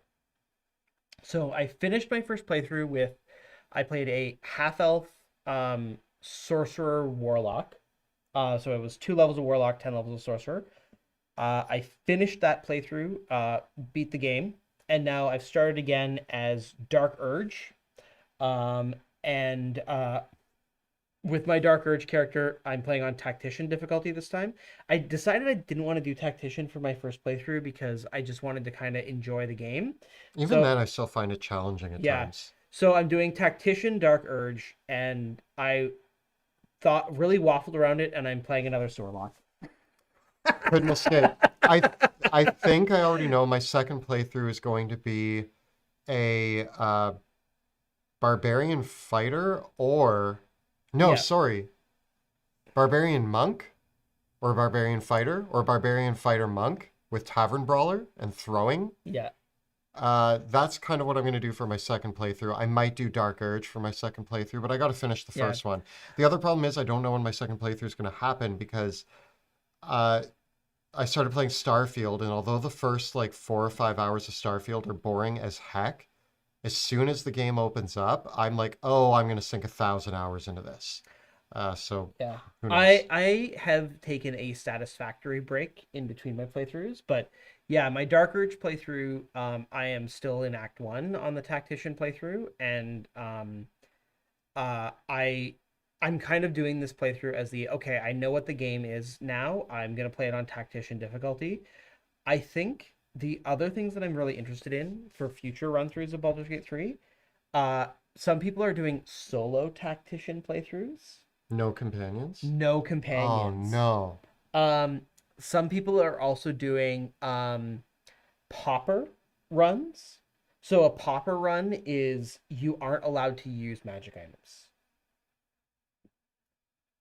Nah. Yeah, Nah. because the magic items break the game. Like in the one thing, the one lesson that you should not take away from Baldur's Gate 3 as a DM is the itemization because the items are broken and Act 3 gives you as a PC, it just starts showering you with really powerful gear. Like the Baldur's Gate 3 characters are yeah, like just for like for final reference, like for frame of reference, my normal difficulty playthrough of Baldur's Gate 3, I one rounded basically every single boss in Act 3, and there's only one boss in Act 3 that has too many hit points to one round, and I hold monstered them the entire combat. So I'm hoping the tactician is a little more difficult. But yeah, the removal of attunement combined with Baldur's Gate 3's itemization is wacky. Yeah. We'll move on to another question. Something I've learned is that if you bring up Baldur's Gate 3, Monty will go off, and that'll be the next. Yeah, it's great. So I'm glad you're enjoying the game so I much. really do enjoy the game quite a lot. Another comment about our beards. Thank Thank you. you very much. We recently got Beard Sorcery's beard oil. We did a sponsorship for them, and they sent us a bunch of oils, and I they're ended up very buying a nice. bunch of their Yeah, products. I now have their beard brush, their beard comb, their beard scissors, their yeah. beard creams, their beard balms, their beard wash and restore, and about five of their beard oils. So I'm all decked out with beard sorcery. It's basically like also going to a barber is really helps because I'm at the phase like I'm going to the barber tomorrow and I'm getting to this phase where I sleep on this side of my face and so my beard actually grows like a Yeah, little bit faster on one side. yeah. So it's important to like take care of that. Don't look too closely. You'll see that I'm Yeah, getting scraggly, but it's getting cleaned up yeah, tomorrow as well. yep. um. Okay. More questions. More questions. We got lots of questions in chat. Would you recommend Dungeons of Dragonheim for a new DM as is? Amanda, I think that Dungeons of Dragonheim is great if you have a little bit of D&D DMing experience under your belt. If you run Lost Mines of Phandelver and then run Dungeons of Dragonheim, I think it will go a lot better for you. Yeah, Yeah, and Fandelver, we're talking the original. I know that they're doing a new Fandelver yeah. campaign. The original is only like 8 sessions of D&D, but those 8 sessions are a great warm up for a DM, a great warm up for players. And once you understand the flow of not only the game, but the flow of your group and your table, Mm, then you're probably ready to take on Draconite. yeah. Uh, I'm just gonna jump on this. Draconis Xavier. I'm curious, why is it that folks use beard oils and such? What's it supposed to do? Thing my barber told me is this is the thing that I learned from the barber is don't use the shampoo for your head on your beard. Yeah, your beard hair is not the same as the hair on top of your head. It's more Yeah, attuned with like your regular that's body like your hair. skin. Yeah. And so my hair is much more coarse and rough. And I mean, here's one glowing review that I have. My partner used to hate when my beard was growing in because it would get scratchy, and she did not like giving me smooches. Now that I've started using beard oils, balms, and creams, she has told We're me. simping super hard for beard Well, oil. I love it because my Yeah. beard is so it protects my skin, it softens my beard, and it makes it much nicer, and it also smells good, and it cleans everything. So, uh, my beard is just I'm way more kissable now than I was, a few months ago. For So, me, the beard oil helps with my dandruff. yes, that too. I get beard dandruff, and like I'll Because scratch my beard and yeah, all this, the yeah. oil helps the skin as well, because your skin under there gets super dry. And so the balms, creams, and oils are not just to soften the hair, but they also moisturize the skin. This has been our big plug Yeah. for why you should use beard oils if you have a beard. Um, but yeah, I've only heard positive things from those who engage with my beard on a regular basis. Bombay Bergamot, thanks for the super chat. Can you guys help build the bomb user build? I've thought about this. Yeah. So I was going to make an artificer that was a bomb I artificer. feel like the artillerist artificer is your closest port. Like honestly, I do think that the other big issue is that bombs the it is it okay if fireball is your bomb? Because if that's the case, you have a lot more options. But Stellar Bupine in chat, coming from left field, play a chemist apothecary from Sebastian Crow's Guide to Drakenheim. Literally, they take their spells, put them in a Yeah, bottle, and huck them. But so there's a few ways to go. I would either you you could make a brand new build, or you could reflavor an artillerist, a chemist, or a sorcerer, warlock, or wizard you as a bomber. yeah, Um, Reflavoring is as simple. I always tell the story about the time that we were playing my pirate campaign. Monty played a wizard, and all that he did is he said he had a gun and he had bullets that were inscribed with symbols that he would load into his gun which were the and spells. Yeah, shoot the spell out of the gun. He was still just casting a spell, but his wand or staff was a gun. So all you have to do to build a bomber is say, I'm an artillerist artificer, but instead of having a gun, I'm just hucking bombs, and those are my spells, and those are my blasts. Um, you could build a character that is a that uses either like the fighter or the apothecary or the wizard, or it doesn't really matter, but you could just build something that has spell-like effects that are in bottles and they get a certain amount that they can throw per day. Uh, but I think reflavoring actually gets you a lot of the way there. yeah, yeah. I do too. I guess there's something if you actually physically were able to buy. Okay, you require some DM fiat. But imagine playing a fighter with a high dexterity score and a high intelligence score, being an Eldritch Knight, getting proficiency in alchemist supplies, and making your own bombs, and taking like justifying that the archery fighting style applied to throwing your bombs, and then just attacking with thrown weapons as your bombs. And if your DM let you do that, that would probably you could it would be like a different way of playing a ranged character. Yeah. Yeah, right. But yeah, a lot of it is all about the flavor. Um, Looking at some other questions in chat, going back a little bit. Um, Oscar Rodriguez wants to know. Speaking of Baldur's Gate 3, many people in chat are saying that we should just do more BG3 content. We are doing more BG3 content. We like the weapon actions from Baldur's Gate 3. How would we change them for 5th edition? Um, what if I was running them on tabletop?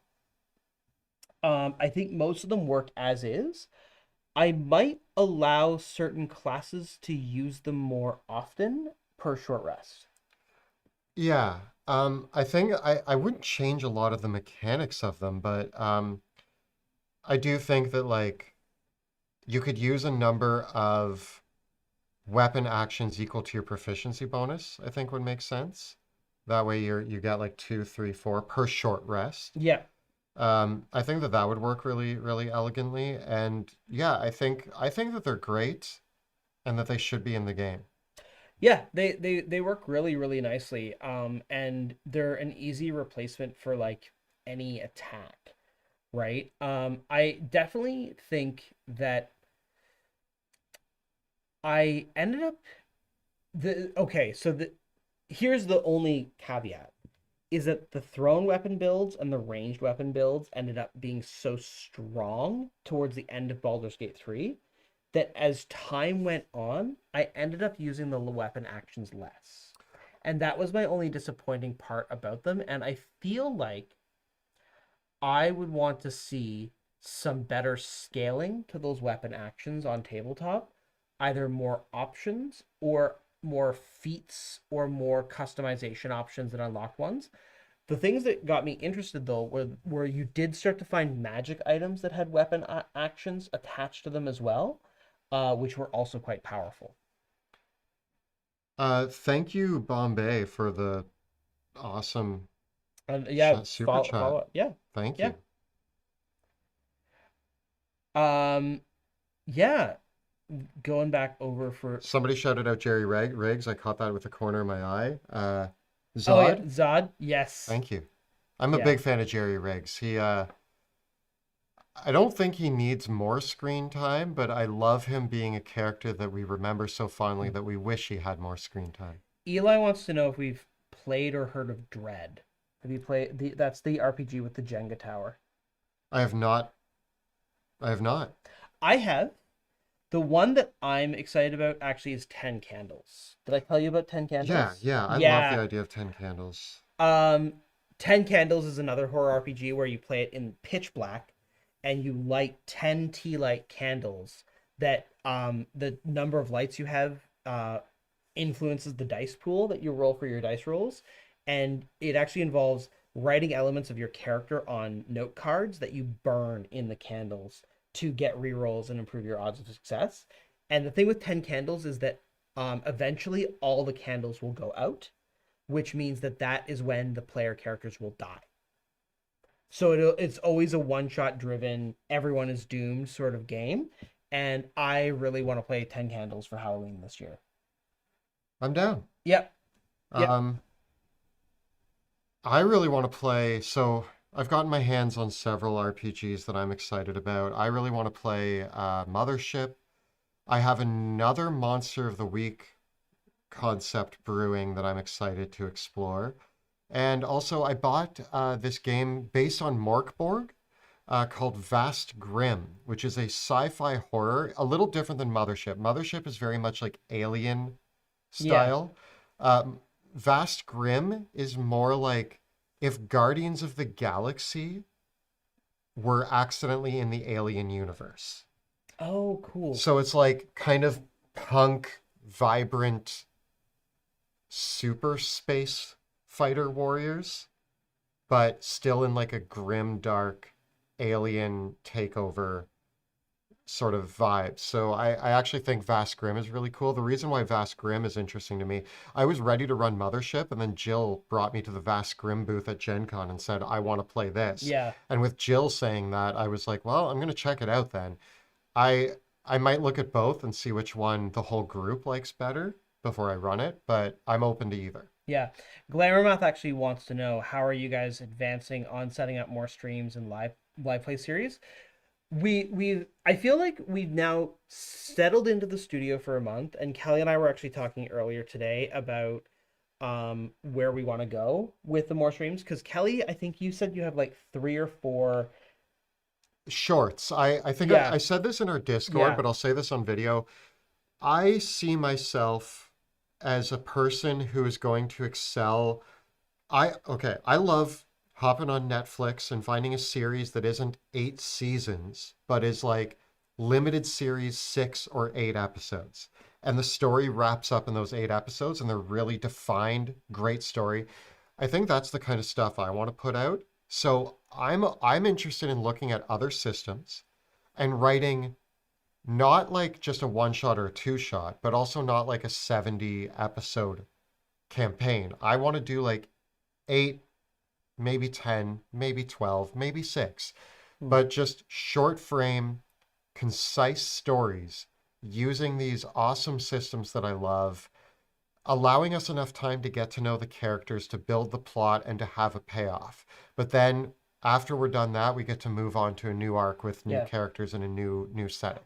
I think we're coming along on getting there. There's a couple more things that we're trying to figure out technically and also physically in the space. So we need to one of the things we need to do for the studio specifically is we need to we have the physical space now to do a three camera setup. So that would be Kelly and I where we are right now. Players on the other side of the table, and then the DM. And so we're looking at that setup. We just have to build some flats for a fake wall, so that it looks all aesthetic Yeah. and everything like that. So that's kind of the physical thing that we have to get set up. We're gonna do it probably because we're also gonna try having four people sitting on the one side of the table for an upcoming game session as well, and see how that works. But mostly right now, it's the biggest difficulty, Glamour Moth, is just scheduling. It really is, because we have all the conventions between now and mid October that we're going to, and then PAX Unplugged at the end of the year. We're working on writing our next book, and we also have we haven't formally announced this, but there is we're uh, fingers crossed, knock on wood. We're planning on having a very special guest come and join us for a couple episodes of Drakkenheim in November. Without giving too many spoilers, there is a character who appeared in a Drakkenheim Untold Tales who felt like it made no sense for them not to be around for one of the upcoming arcs. Yeah, And so so we're going to maybe have them return to bring back their character because they would be there. so that's going to be a little bit of a experiment for how that works, and then hopefully that will give us the framework for because basically what one of the things that we're going to try for this is having a guest come to the studio for a week and film a bunch of episodes back to back in kind of like a production style to see how that works. If that works, what we're kind of looking at is a style where we're able to do like have a friend that might not necessarily be in Toronto, travel to Toronto for a week, and then they can be part of. We can record a bunch of episodes with them here in the studio. So we've got a lot of like logistic things to solve, to bring that on, and the hope is that we can produce a couple extra actual play series a year using non D&D systems as well. Yeah, So it's an experiment. We're gonna see how it goes. I'm very excited about trying out these other systems. The one thing that I need from all of you is that if I'm going to run these other systems, you need to watch them. Because if they don't do well on our channel and nobody watches us playing things other than D&D, then we're not going to be able to do a lot of them. Yeah. But if you watch them and tell your friends to watch them and share it, especially because it's a limited series, it's only 6 to 8 episodes. Just watch it. When it comes out, you're gonna love it. I don't know. That's Yeah. that's my plug. Get ready. It's coming. Bombay, thanks again for the huge super chat. Really appreciate that. Awesome. Thank you so much. I The think Super Chats. it's I very didn't. I fun. thank you everybody who's been a Yeah. part of Super Chat. New book we're working on. The other thing to actually know, actually beyond new book, and this is the thing that we've actually want people to hear about is uh this is big news. I think this is the first time we're gonna share this. But we got amazing news from Matt at Ghostfire Gaming that they have been able to set up US distribution for our books, which means that Dungeons of Drakkenheim and our future books are going to be coming to local game stores. Yeah, yeah. That Um, should be happening end of this year or early next yeah, year. yeah. Uh, So what they've said is if you have a favorite local game store, um, ask your local game store when they're going to get copies of Dungeons of Drakkenheim, and if they've heard of it, because apparently this is the secret way to get game stores to order copies of the book to have like because a lot of people said like Ghostfire is based in Australia, so the shipping costs of the book have been really hard for a lot of people to stomach, because sometimes international shipping has been like some apparently some people depending on where they are in the world it's been $40 or more for shipping yeah, on the book, which really sucks. And so Ghostfire has been working really hard over the past year to set up US and worldwide distribution for all of our products, and all of our books. And so the hope is that it will be available through distribution chains, which means that your local game stores can get it. So please ask your local game stores when they're going to have Drakkenheim, and if they don't have it, order it. Because yeah, it's going to be a really big deal for us to get those in there. Hopefully it'll be more than just the book too. I think I we might be able to get more some of the accessories in game stores too. I think that the goal is to do like the box set with the DM screen and minis and stuff like that. And so yeah, Without saying too much, because we're in very early conversations right now, but we hope that by the end of this year or early next year, that you will be able to get Dungeons of Drakkenheim on almost any platform that you would want to get it on. yeah, we have been having conversations with I don't know how much we're allowed to say, where but we can't say too much, but basically um you know right now that we're coming to Foundry and Roll20, but the other conversations are happening. other conversations about other VTT platforms are happening as well. So so hopefully the reason why we've kind of haven't been able to say a lot, there's a lot of negotiations and a lot of big things happening, Logistics. Yeah, logistics. logistics.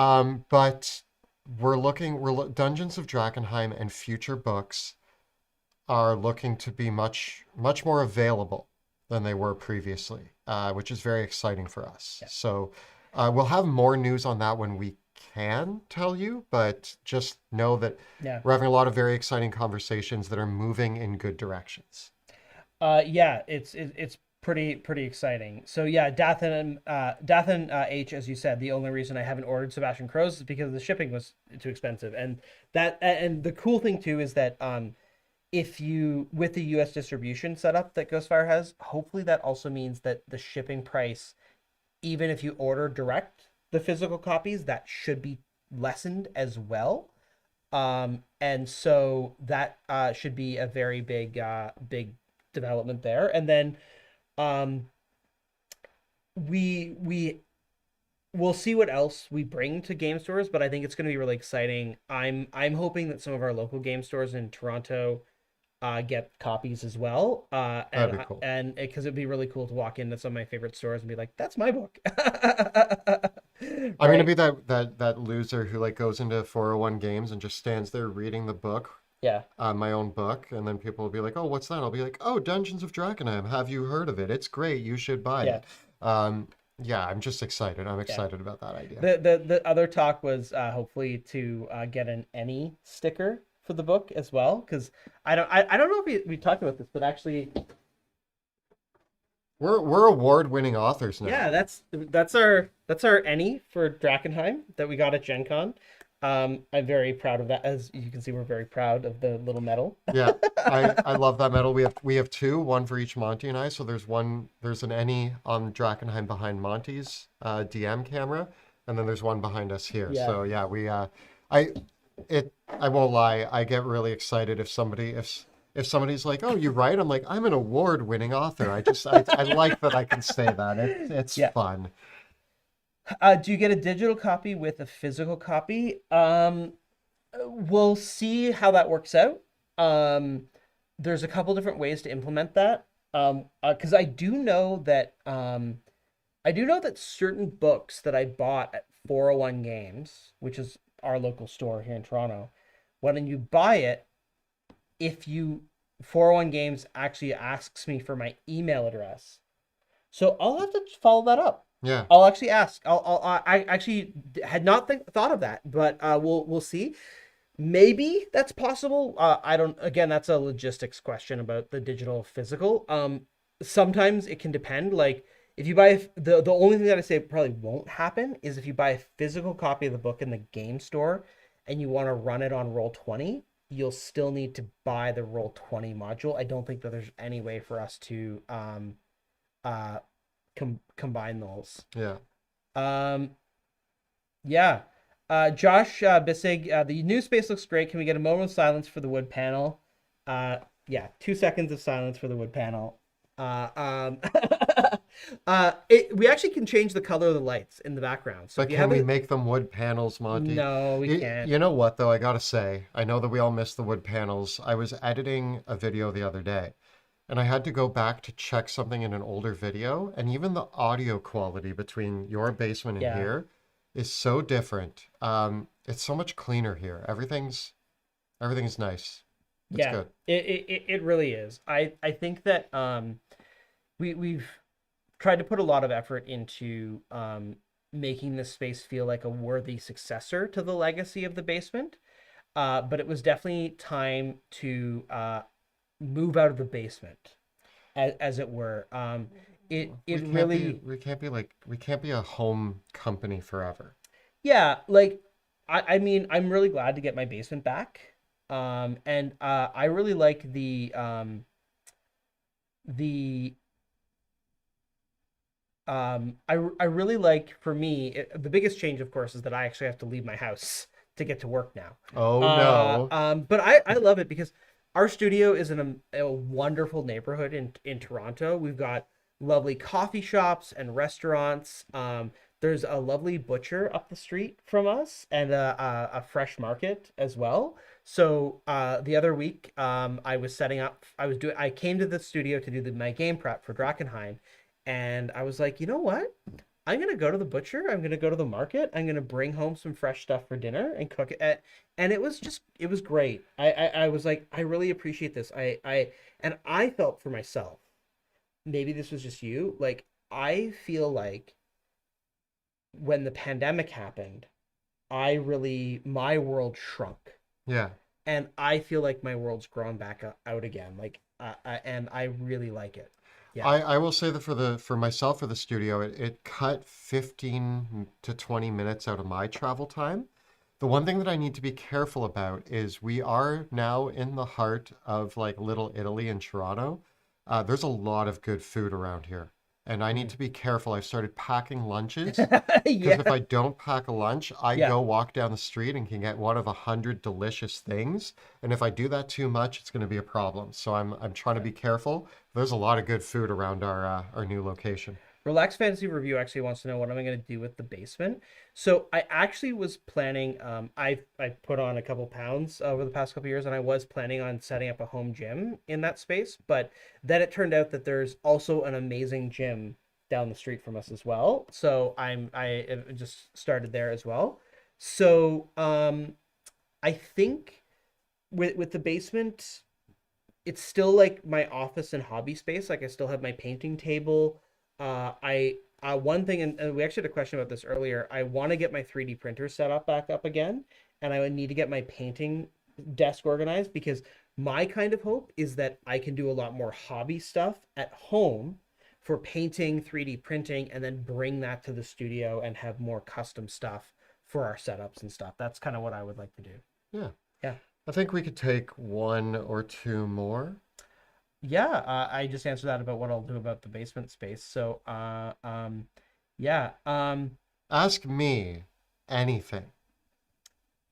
Do you foresee the Drakenheim setting as a long-term focus for our future books, or do we plan for new settings? Uh, yes. Yes. So the answer there is we're writing more Drakenheim books for sure. But we don't view expanding to new game systems or new settings as mutually exclusive to that. We're uh, right now we're not done with Drakenheim. Definitely, there's other places that we want to explore in the setting itself, and there's more that we want to go to, and there's ideas for new places entirely and new worlds entirely too. So it's pretty expansive where we're gonna go. Yeah. Yeah. Uh, um. Uh. So we'll see where things end up. We got a lot of fun adventures along the way. So, thank you all so much for joining us this afternoon. It really was a lot of fun to do this. Thank you also for your questions, all our super chats, all of our patrons as well for all your great questions. Everyone participating in the chat. It was a lot of fun to do this today, and I think we got a great setup going for this now. Yeah, I think you can expect future Q&As to be in this format, and writers' rooms as well are going to be something similar. If you're not joining our Patreon, we do writers' rooms for the Patreon as well, and we will always be part of our Patreon where we answer questions on there, chat with people about all sorts of things. If you're not joining us on Patreon, also just thank you for supporting our channel in general, Yeah, being here, watching our streams, watching our show, watching our live plays. And if you're participating with our new cool YouTube features like Super Chat, we also enabled Super Thanks. So in future videos, if you really like the video that we put out, you can drop a yeah. super thanks to leave us a little tip and say thanks for the awesome video. Just know that like this studio space, our new space, all of our things that we are able to do, all of our content are made possible because of you.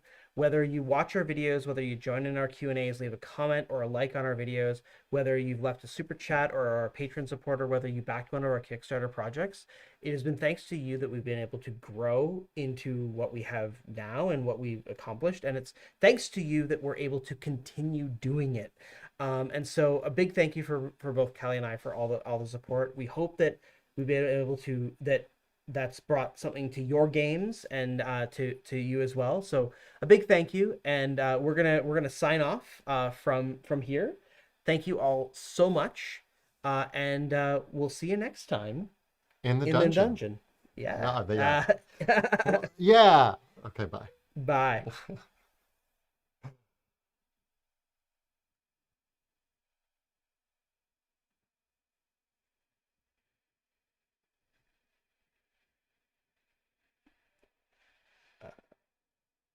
I don't want to cut. Okay, I got to make sure I know how to cut this off properly.